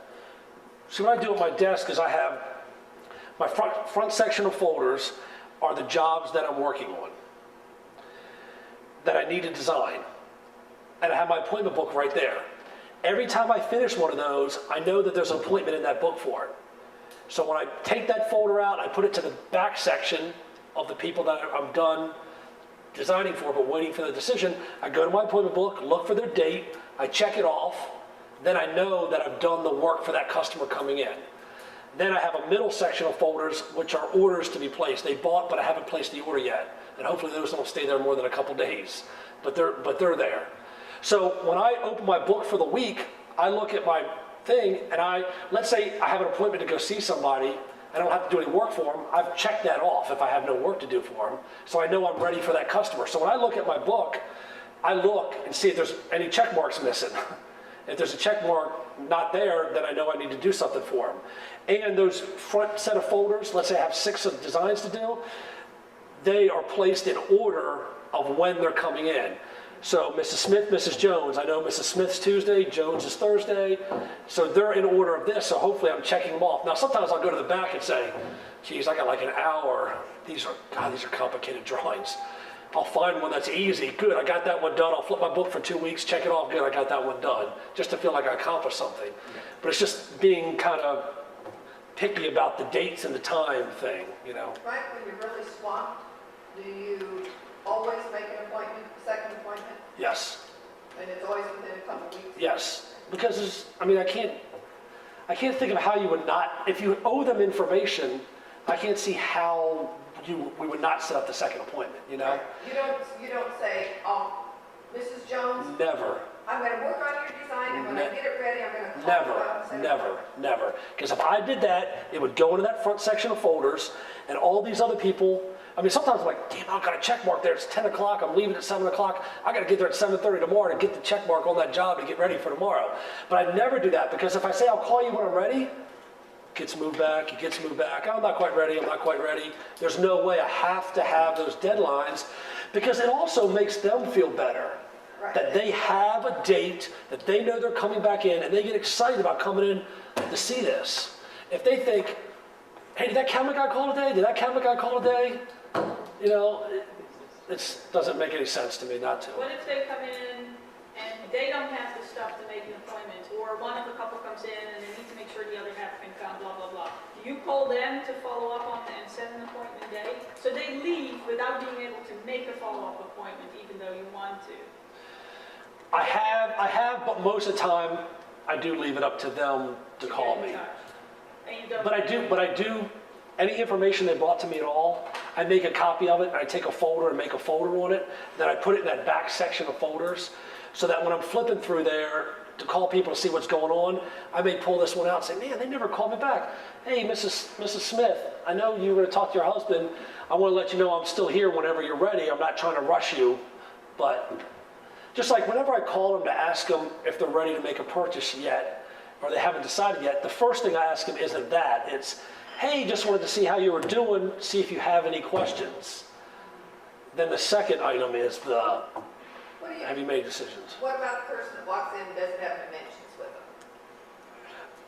I ask them, some basic questions, get their name, address, and phone number, and then tell them, would you like to schedule an appointment now to come back in and I can sit down with you and give you some more dedicated help, or would you like to call me to do that? Well, I'll talk to my husband, I'll call you. But most of the time, the people are bringing something. They don't just, with here, they're not just driving by, whoa, there's a cabinet place here. Well, see, we get that. You guys get that. So then you just sit down with them and say, listen, you may even say, I have some appointments coming in, but I have a half an hour. Why don't we sit down and go through a couple things? Let me let you know about our company, our business, and how we're going to set the scenario up. And can we schedule an appointment now for next Saturday for you to come in? And I'll set aside some time for you and your husband to come in? Or do you want me to call you, or do you want to call me, or whatever? Usually we will say, we'll give them the kitchen planning guide. These are Right. the things that you need to measure. You can bring Right. this back in and make a few simple choices, Right. and we can get Some- you going. So it's sort of the same thing I do when they call on the phone to schedule an appointment. Mike, Mrs. Jones, is there anything I need to get ready? Well, if you haven't looked at appliances, it might not be a bad idea in the next week to look at appliances. Here's our website. There's a planning guide on there. There's a lifestyle survey. Any information and numbers and information you can bring to me, the better off we are when you come in.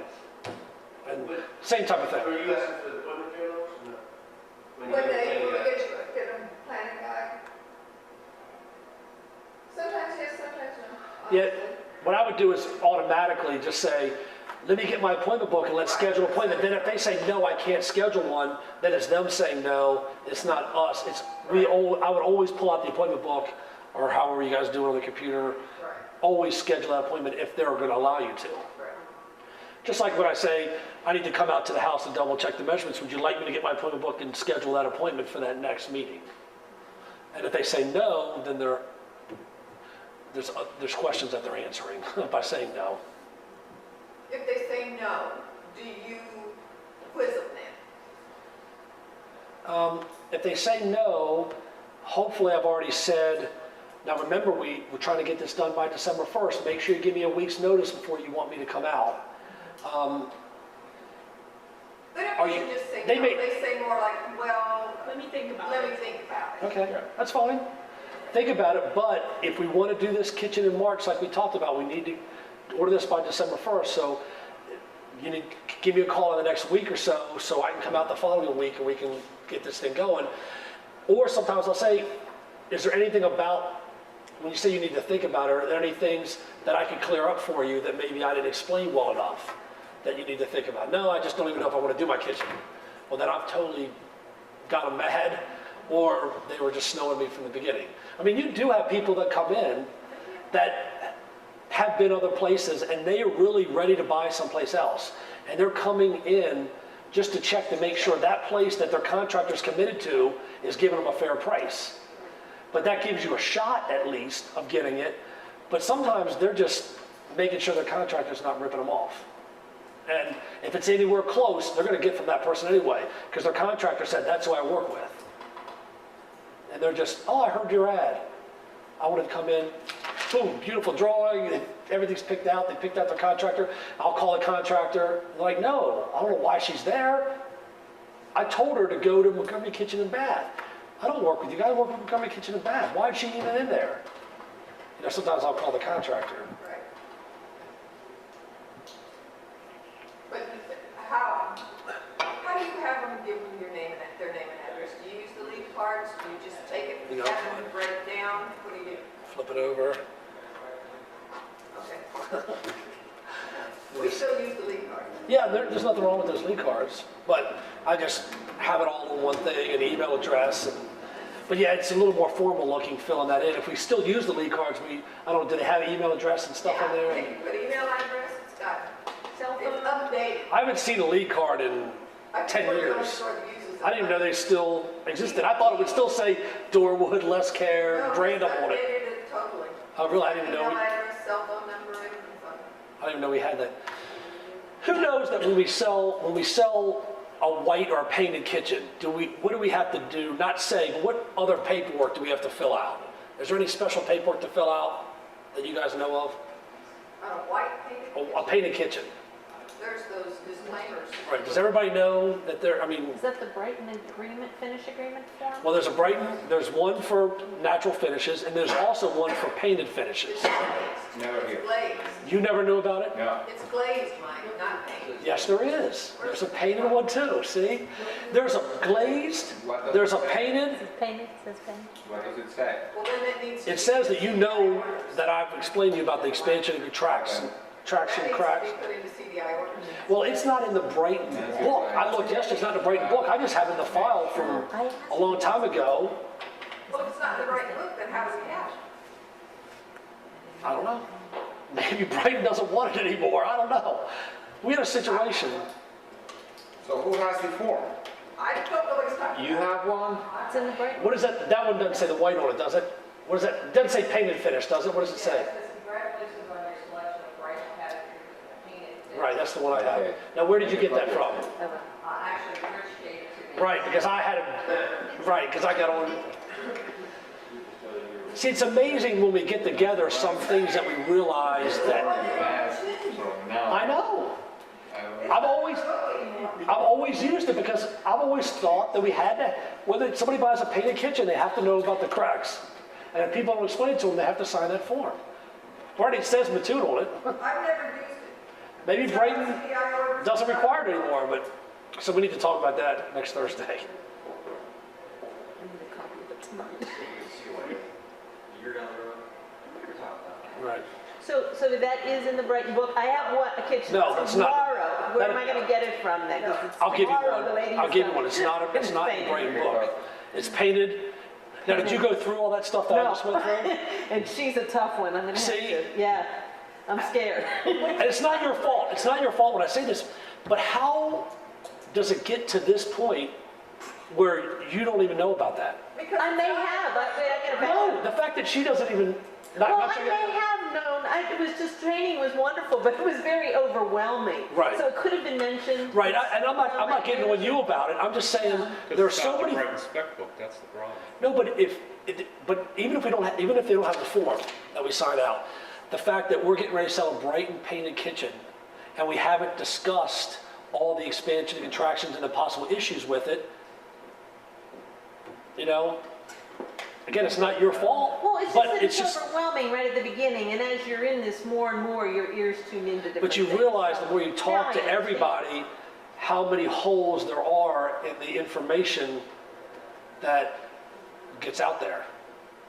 And I'm sure there's things, you know, John didn't know truck was starting. But that's why all these trainings are so good. These trainings are But good. these things, I hope that today, again, it's difficult to do it this way. I hope that everybody picked a little something up that they could use to help them sell more. I hope a little something. One thing, Mike, that you do in the whole process, especially when we used to be at sales together, Mike always makes the customer feel as though it's our project. It's not the customer's project. So when the customer comes in, you know, the information you give to a customer, a lot of times I think salespeople, and it's human nature, we're afraid to tell the customer about the white paint and the expansion and the contraction. Because it might not happen, and you're afraid maybe I'll lose that sale by telling them. But down the road, when they're informed of this, and we see it all the time with installations, where a customer, they don't realize the impact it has on their lifestyle of their life. For that 3 weeks, their kitchen is totally disrupted, their house is disrupted.